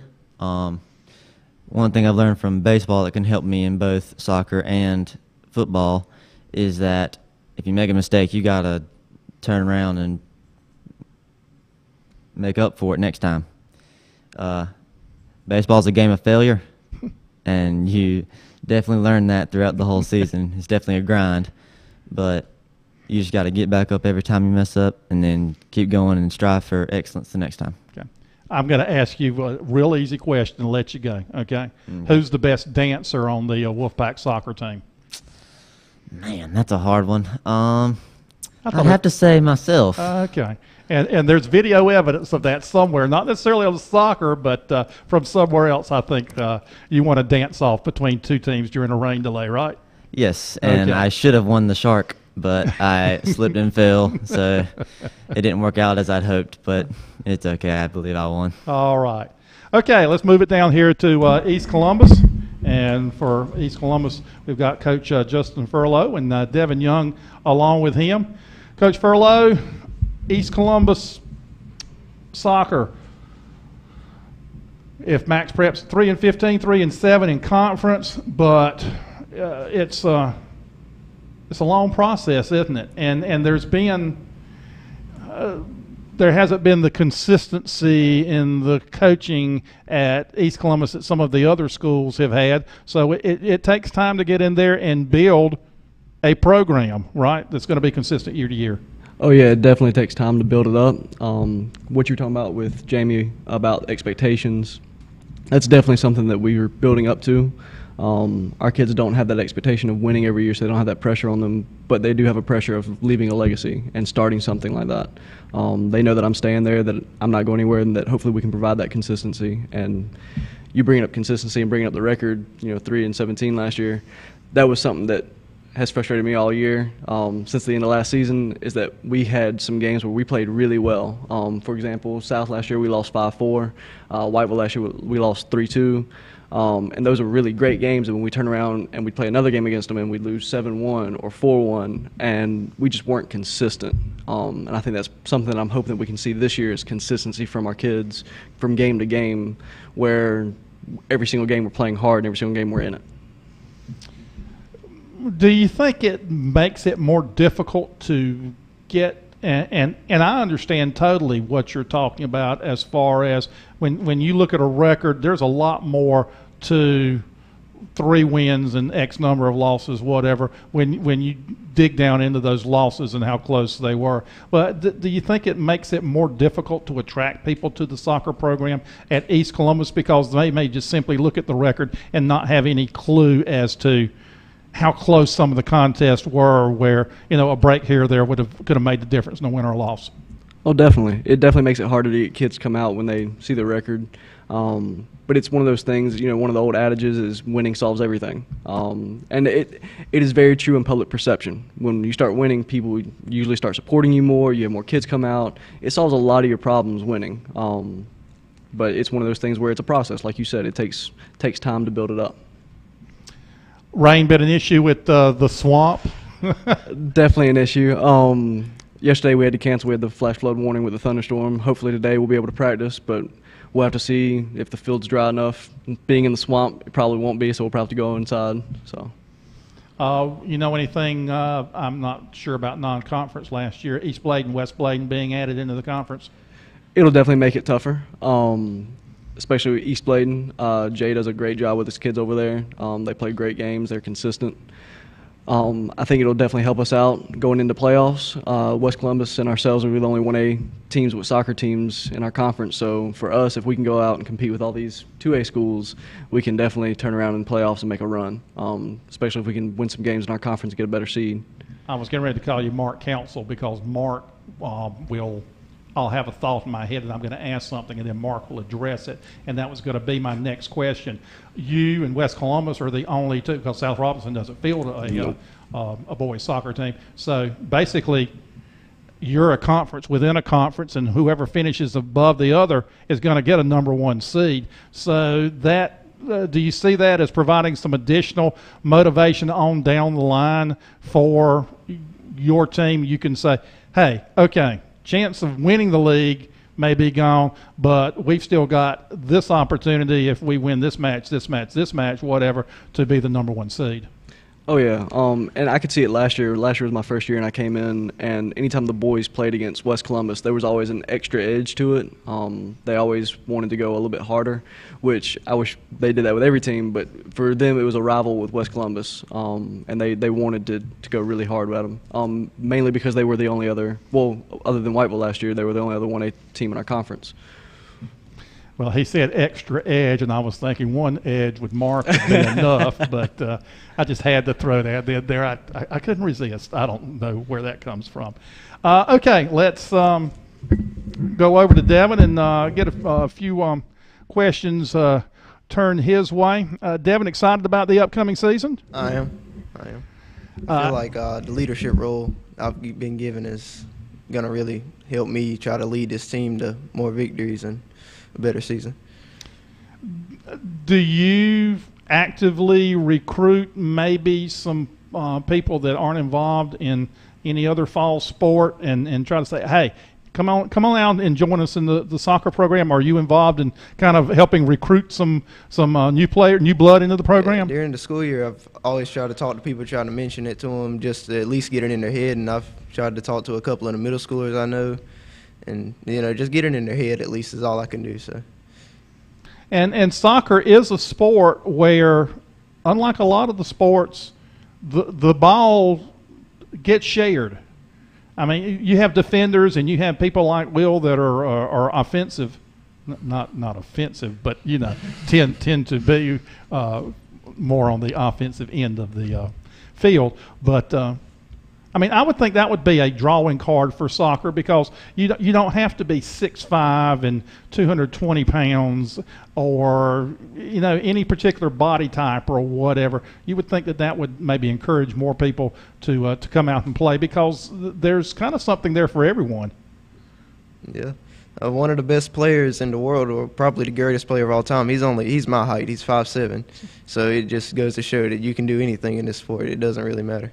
Do you follow soccer a lot outside of, since you mentioned that, so you follow I watch it. I probably watch it about every day, if not every other day. Okay. Do you have a current favorite player? I like watching Juan Mata. He's a midfielder. I try to model my play after him. And Robert Lewandowski, he's a forward, but really good player. Do you get an opportunity to play soccer outside of the school sports season? I don't, because I'm in other sports throughout the year. So I'm always practicing throughout the whole year. Do you think that your soccer participation helps develop some foot skill? I've always heard where Akeem Olajuwon grew up playing soccer, and a lot of his basketball ability in the low post was credited to the fact that his footwork was so advanced because of playing soccer. Do you see where there's a carryover from some of your soccer skills into your other sports? Yeah, because once I'm done with soccer, after the winter I go into tennis. So I have to keep my footwork up all year. It's very important in both of those sports. Okay. Who's funniest player on the soccer squad? Funniest player, probably Waya. He's always there to give us a good laugh. Okay. Let's see.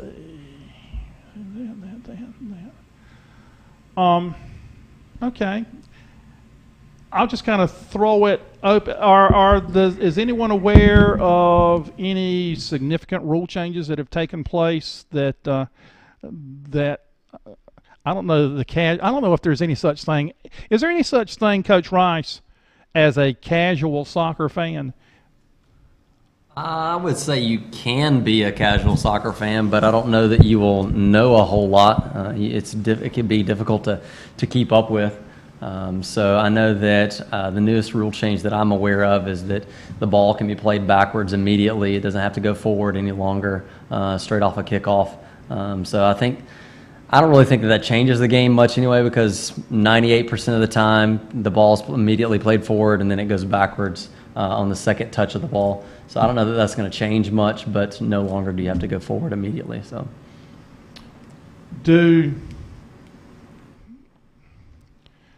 what is the? It's a fact. South Columbus is football crazy. You're at a school that 100%. Is known as an American football school. Okay, that's exactly right. An American football school. Have you been able to overcome that somewhat in the soccer program? And you and Jamie can both address that, because I know from a coach's standpoint it's one thing, and then from a student standpoint maybe it's something else. So just sure, yeah, that's I think that's definitely the pride of our school, which is fine. I think that people love South Columbus football. People come out by the thousands, honestly, to our football games on Friday night, which is awesome. I love being there. I love rooting on our team. It was awesome to see us go into the 4 rounds last year to the East Regional Final. So I think that's something that we have that people pride themselves in. But I think with the past couple of years, as we have begun to turn the tide from being this bottom feeder school that everybody expects to be on the bottom, and now we're constantly winning. We're beating. Last year was a historical year for us. We went 9-5-2, which is the best winning percentage we've ever had, most wins we've ever had. We beat 2 3A teams, which has never taken place, and came the closest to winning a playoff game that has ever taken place for us as well, and also having 2 kids play collegiately. So this has been something that we are seeing the tide turn.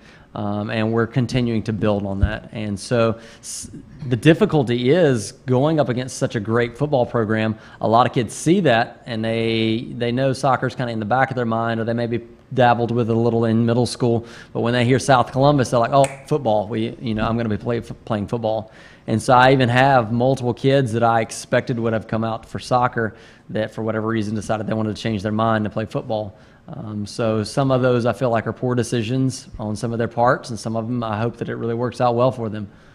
So it can be difficult going up against such a powerhouse that we have, for sure. Jamie, let me ask you, are you recognized in school now as one of the leaders of the soccer program? In a way, I think I am, because I played 3 years, and my junior year, Coach Rice put me as one of the captains, and I've come together with a lot of guys that have returned, and we're making chemistry and bonding more and getting to know what they're better at and what I'm better at, and then we're trying to feed off each other and go from there. Okay. Let's go down here to Whiteville and Will, I know you play multiple sports. I'm going to start with you instead of your dad on this. Is there some, and maybe it's unfriendly, but I'm going to say friendly competition among the different, because, Whiteville baseball goes without saying has been one of the top programs for a number of years. But is there some like friendly competition among the different sports teams, some of the people that don't play multiple sports, for their team to go the farthest in the playoffs, or the fact that one team drives the players on other teams to want to be that successful? Yes, I definitely think baseball has set an expectation for winning at the school of Whiteville High School. Softball also got to the state championship this past year, and we were rooting for them very hard. That would have been pretty cool to see two teams from in the same season win a state championship. I say there's a little friendly competition in these sports, but I also like to think that we all root for each other, and we believe in that each team can go the distance each year, and that support is very crucial to how hard we play and how well we come together as a team. So I find that pretty important. Okay. Coach Henson, soccer program well supported at Whiteville High School there, isn't it? It is. It is. We have good crowds typically. It's pretty funny how Coach Todd uses the girls' success to push the boys. He always give them a hard time about, the girls did this and the girls did that, and the boys really get tired of hearing it at times, but they know he's just trying to push. So it's been pretty. That success has pushed us, and we take a page out of Brett Harwood's book where the kids show up before practice and they work. So if we start practice at 3:30, we've already run our mile, we've already done our push-ups and our jump ropes, and at 3:30 we start practice. So they don't show up. In the past, they'd show up at 3:28 for 3:30 practice. Now they show up at 2:50 for 3:30 practice. So I think that's carried over a lot from some of the baseball players that have played soccer, and from seeing the success from the baseball program. So they're kind of buying in. It's kind of helping us. We don't have to do nearly as much pushing and prodding as we have in the past. So it's helped our program quite a bit, the success of the baseball program. And Coach Furlow, I know hearing that is something that you would like to see happen with your program, but on the other hand, you're thinking, okay, well, this is what we're up against year in and year out, and in order to be competitive year in and year out, you've got to work towards that attitude, don't you? Oh, yes, which I can tell the difference between last year's team and this year's team. This year, the kids have come out, we start practice, they work hard from the minute I start practice to the minute I blow the whistle in practice. I mean, they are going the entire time, and they go hard with every drill we do. So I can see a change from year 1 to year 2, and I expect to see that change from year 2 to year 3 and continually building from here on out. And it would be nice to get to that point where I can tell the kids, I want you here 30 minutes before practice so we can do this. You can go get your stretching done, and then by the time we start practice, we're going. And I've seen other schools do that where the captains lead the first 20 or 30 minutes, and the captains run it. And then when practice hits, you're actually getting to team concept. You're getting to those things where you don't have to take practice time to do conditioning and to do those kinds of things, and your practice time is really for your team. Okay. And Devin, ask you, students at East Columbus, what's the general idea about boys soccer at East Columbus? Are you recognized as a player if it's something that hasn't quite caught on yet, or you just maybe need to pick up a few more wins in order to pique the interest of the student body? Yeah, I feel like they know the team, but they don't really pay attention to it, because usually we don't have but a whole lot of students, so they're usually focused on the sport that they're in, and soccer is kind of just put to the back. But I think if we have a good season, that it'll really let people know about us. Okay. I can say guys because it's the first one we've been on guys in here. Appreciate you taking the time. Is there any closing comment that you would like to make about anything that I haven't covered? Anybody? Anything? Okay. Well, that's great, and appreciate everybody being here today and taking the time out from your busy schedule. Hope that the field's dry enough where the blue-white game takes place tonight, and I guess conference play is just right around the corner now with 4 more conference games added with those 2 teams. How many? Who's not fielding a team that's in the conference? South Robson and Fairmont. So it's an 8-team league, so 14-game conference schedule, which is beefed up, 4 more games from the previous year. Okay, so should be good. All right. Well, thank everyone for coming, and that concludes our Fall Sports Media Day with the boys soccer coaches here in Columbus County. Thank you.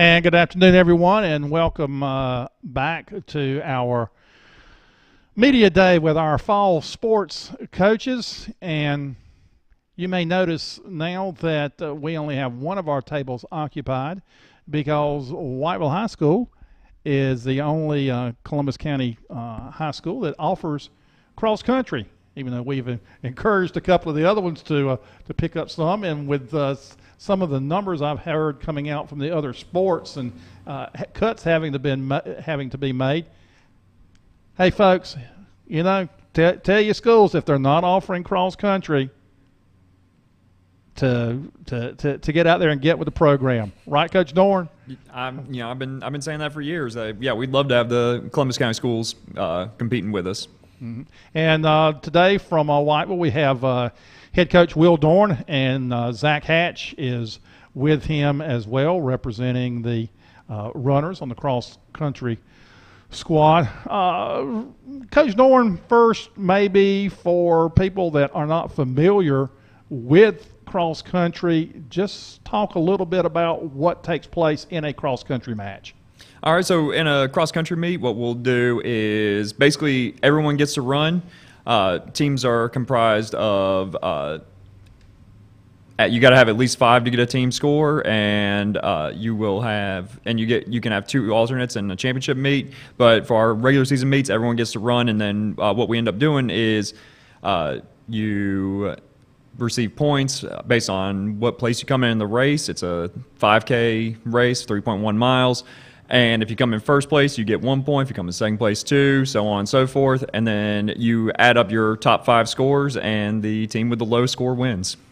Like golf. Lowest score wins. Yep, like golf. There you go. And speaking of golf, I think the Wolfpack ran their home meets at Whiteville Country Club last year. Is that correct? Yes, sir. Yeah, we were real happy to be able to run out there. It's made it a little bit of a challenging course that running on grass, whereas where most of our meets are at Luther Britt Park over in Lumberton. That's kind of a hard-packed dirt surface, but running on that soft grass makes it a little bit more difficult. But I think it's a really good course, and we're actually going to be hosting the conference championship this year at Whiteville Country Club. Oh, outstanding. And again, as you said, during the regular season, unlimited numbers. So if you can prove yourself during the regular season, then that's going to give you an opportunity to run in championship meets and on down the line, right? Yes, sir. That's sort of what we do is, we use those regular season meets to not only get in shape, but also, kind of see who's stepping up to be able to go to those championship meets.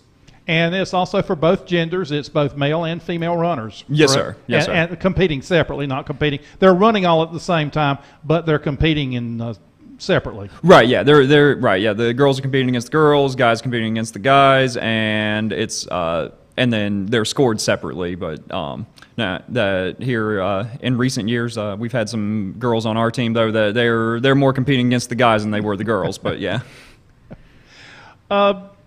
Who are some of the key losses that lost due to graduation from last year's cross country team at Whiteville? So let's see. Really, we had due to graduation, our biggest loss would be probably Imani Graham. She was our number 3 runner last year, and that she graduated, went on to North Carolina Central, I believe, and so that's gonna be a big loss for us. And then we also lost our number 1 runner from last year, Natasha King. She would have been a junior this year, and she moved. So our girls team, we're kind of in a rebuilding mode right now.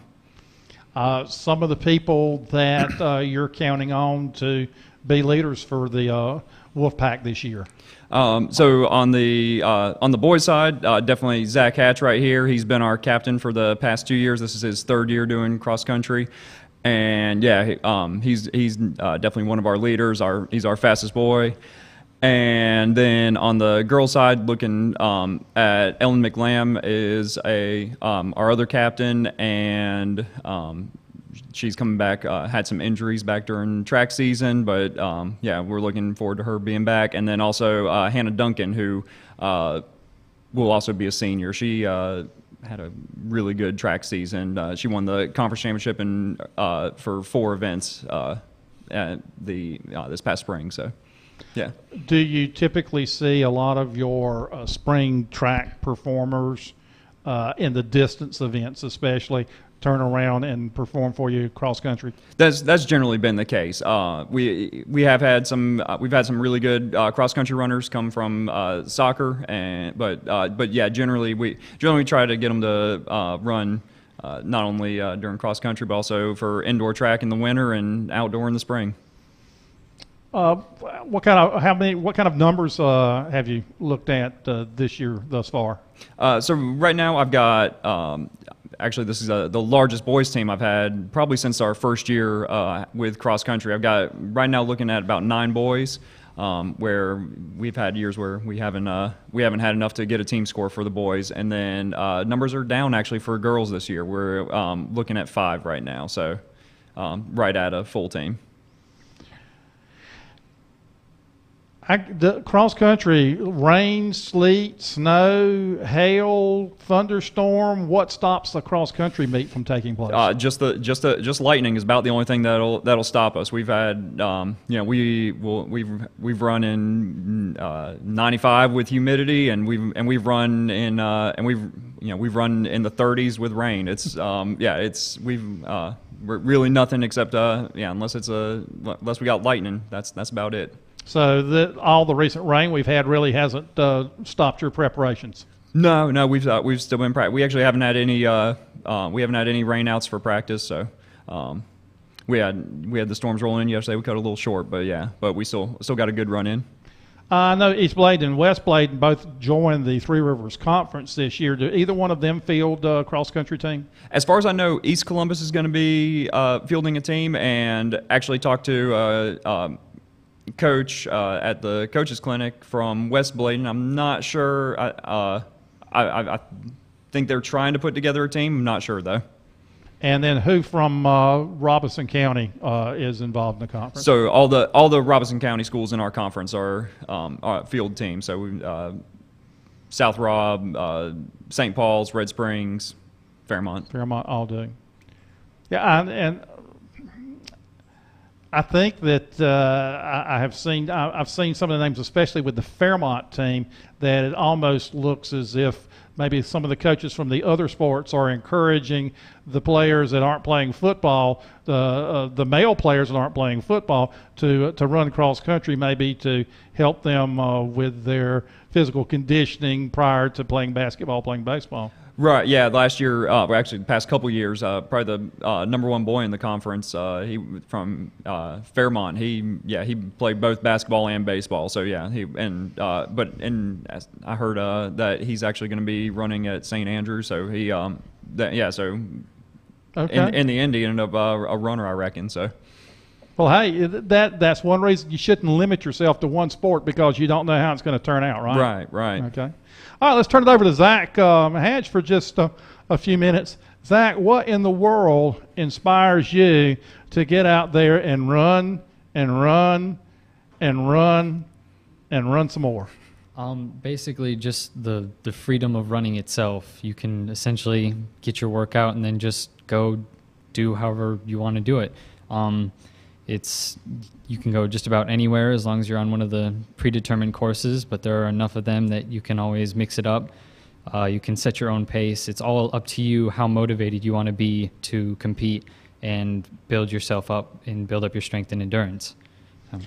Does it help having a head coach like Coach Dorn that can not only preach what you need to do, but you can you see in him what it takes to be a successful distance runner? I think so, yes. I think it is very helpful knowing that he also runs and understands exactly what needs to be done. So I feel comfortable doing what he asks of me, and I believe it helps me perform better.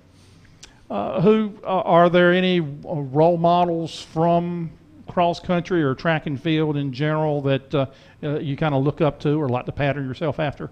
Of course, yeah. You have pretty much Prefontaine is just about any distance runner's role model there. just any of the big distance runners, everybody strives to be the best, and of course you always look at the best people in each sport. I mean, locally, a former athlete, Grace Morningstar, who really helped me jumpstart my running career, she helped me out a lot, and I really look up to her because she's always dedicated as well. Is there a bond between cross-country runners? Because it's not, as you can look around and see, it's not something that is prevalent in Columbus County. It's somewhat unique to your group that does it. Does that help kind of, even though it's you as an individual, but there is a strong bond formed there because you're doing something that not a lot of other people are? Right. Yeah. I think there is a bond. Even though it is an individual sport, in order to place highly or place at all, you need multiple people to work together and perform well in order to reach the goal that each person wants for themselves and for the team. We all do the same workouts. We all stretch, exercise together. It's all the same stuff. So it helps build that bond and keep people closer together because, of course, the tighter the bond, the better you'll perform with your fellow athletes. You can look at me and tell that distance running has never been my forte. In fact, I think maybe the 40-yard dash with my best time of about 5.4 is about the extent of my running. But I've always heard that the distance runners have a release of endorphins, or there's a runner's high almost. Can you say from experience, is that true from your running? I think it is. Not necessarily all the time, but there are quite a few times I've noticed that I haven't really had any problems just running. I just went out and did it and then realized, oh, well, I've run a decent distance today and I'm not very exhausted at all. So yeah, I'd probably qualify that as a runner's high. Do you pay attention in your meets to, I guess your timing yourself, is that, are they allowed to check their time, carry anything with them and check their right time? you're allowed to wear a watch, but GPS watches aren't allowed, which is a new thing, and I'm completely against. I don't see why I don't think the watches do the running for you. So I've always I've been advocating whenever us coaches are polled, I've been saying, hey, allow the GPS watches. But yeah, they're allowed to use watches. I was just wondering if from the running and the meet standpoint, are you more focused on a familiar course, being at a certain place at a certain time during your run, or is there more focus on what the other competitors are doing? For me, it would probably be more focusing on the pace. In the conference meets, you can tend to see a pattern in who generally gets what place, and you can notice that as you're running, and of course you can try and do better than the next person ahead of you, but I mainly focus on pace because my main goal is to set that PR and thus surpass the person I'm trying to beat. So you're saying if you get the result that you're working towards from a time, then the improvement or you're beating another competitor is going to take care of itself. Yes, because if I'm increasing my time, then I'm getting better and better, hopefully beating them at some point in the future. Coach Dorn, I'll turn the question around. Do you think it's been an advantage and you are listened to more carefully by your runners because you're such an accomplished runner yourself? Accomplished. I wouldn't necessarily go that far, but I was trying to be kind. I do appreciate it, but since I got you started late. Yeah, I think so. It's happened more than once where athletes have said, "Coach, I don't know if all the other coaches that we see are running with their kids," I think it definitely helps. Being able to say, hey, I'm not asking you to do anything I wouldn't do. Yesterday, I actually ran before the kids, and it got caught in the rain yesterday morning. Showed up for practice, soaking wet, and one of our sophomores. He asked, "We still going to practice today?" And I said, "Look at me. Are you gonna? You think I'm going to cancel practice now?" Yeah. So that's the thing is, yeah, I can always say, hey, I'm not asking you to do anything I wouldn't do, and I think that helps out. So leadership comes from the top, right? That's what I've always said. Yeah. There you go. Zach, do you run year round? Yes, sir. Yes, I run cross country, indoor track, and then regular track as well. Okay, and so what's the longest period of time where you go just to kind of let your body become reinvigorated? Do you have any set time during the year that you don't run just to take a break? Generally, there's about a 2-week break between each sport, and I try to take it easy then. I'll probably take about a week off, but then the other week I'll just slowly start working back towards increasing my paces again. Coach, would you say that Zach's workout schedule is indicative of what most of your runners have, or more of the squad just not as dedicated to it as he seems to be? I would say Zach is probably one of the more dedicated, but I've got plenty of runners that will do, like I said, cross country, indoor track, and then outdoor track, and then and we'll come out for summer workouts. We've been doing workouts all summer. I've got others that will just do cross country, and I've also got some that I've had that will do the distance running during cross country season and to get in shape, but then they're more sprinters during the track season, so they don't put in the miles except for really during the fall. So yeah.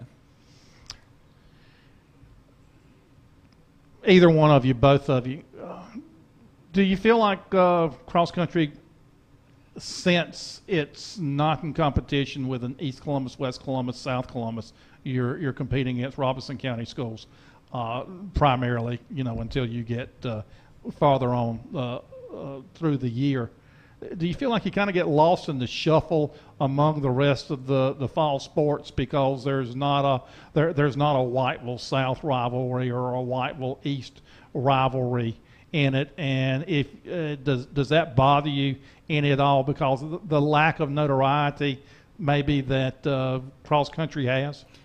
I think I'm going to take this question before you, Zach. That's all right. But I think that as far as cross country goes, it's not that big a deal. I would love for the other schools to start programs that I would like to see our conference become stronger. The old saying, iron sharpens iron, and I'd like to see our conference get stronger, and I think it'd be better for our program. But I don't necessarily think it makes as much of a difference because the types of kids that'll come out and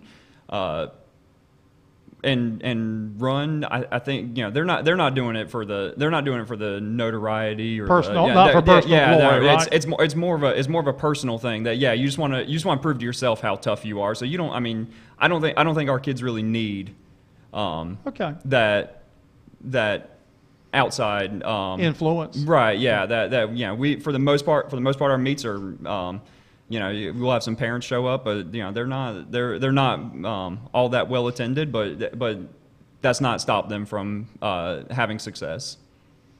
You want to just say amen to that? Yeah, I completely agree. As an athlete, when I'm out there running, I'm focusing on myself and maybe the person directly in front of me. I'm not worried about rivalries between various schools, and even though it is a team sport, when you are running, you're focusing on yourself, just hoping to better yourself to then better the team. So there's no need for the rivalries or anything. So I don't see it as a problem that there isn't one. Okay. Well, we wanted to give you your moment in the sun today and make sure that we included you in this. And as always, a pleasure speaking with you, Coach Dorn, and let me commend you on the way that you do everything within your power to make sure that the athletes that are taking part in cross country do get recognition in the newspaper, wherever possible, that you can do that. You're great with sending in results and doing it in a timely manner and in a manner where it can be put out there, which I think is extremely important on the high school level. Win, lose, draw, whatever the sport, everybody's out there working. 99% are out there, working their butts off, and it's important that they get the recognition no matter what the sport is. So thank you for that. And we do, and we appreciate you doing this, and all the coverage that we do get. We not, I said we don't necessarily need the notoriety, but it doesn't mean we don't like it. It doesn't hurt, right? Yeah, we don't mean we don't like it. Yeah, exactly. Anything you'd like to add before we close? No, just come out to a cross country. Come out to meet. a cross country meet. Yeah, our first meet will be September 12th. So. Okay, Zach. Just come out, support us. Sure is nice to have the support. Yeah. Okay. Well, thank you, and that concludes our media day with the Whiteville cross country team.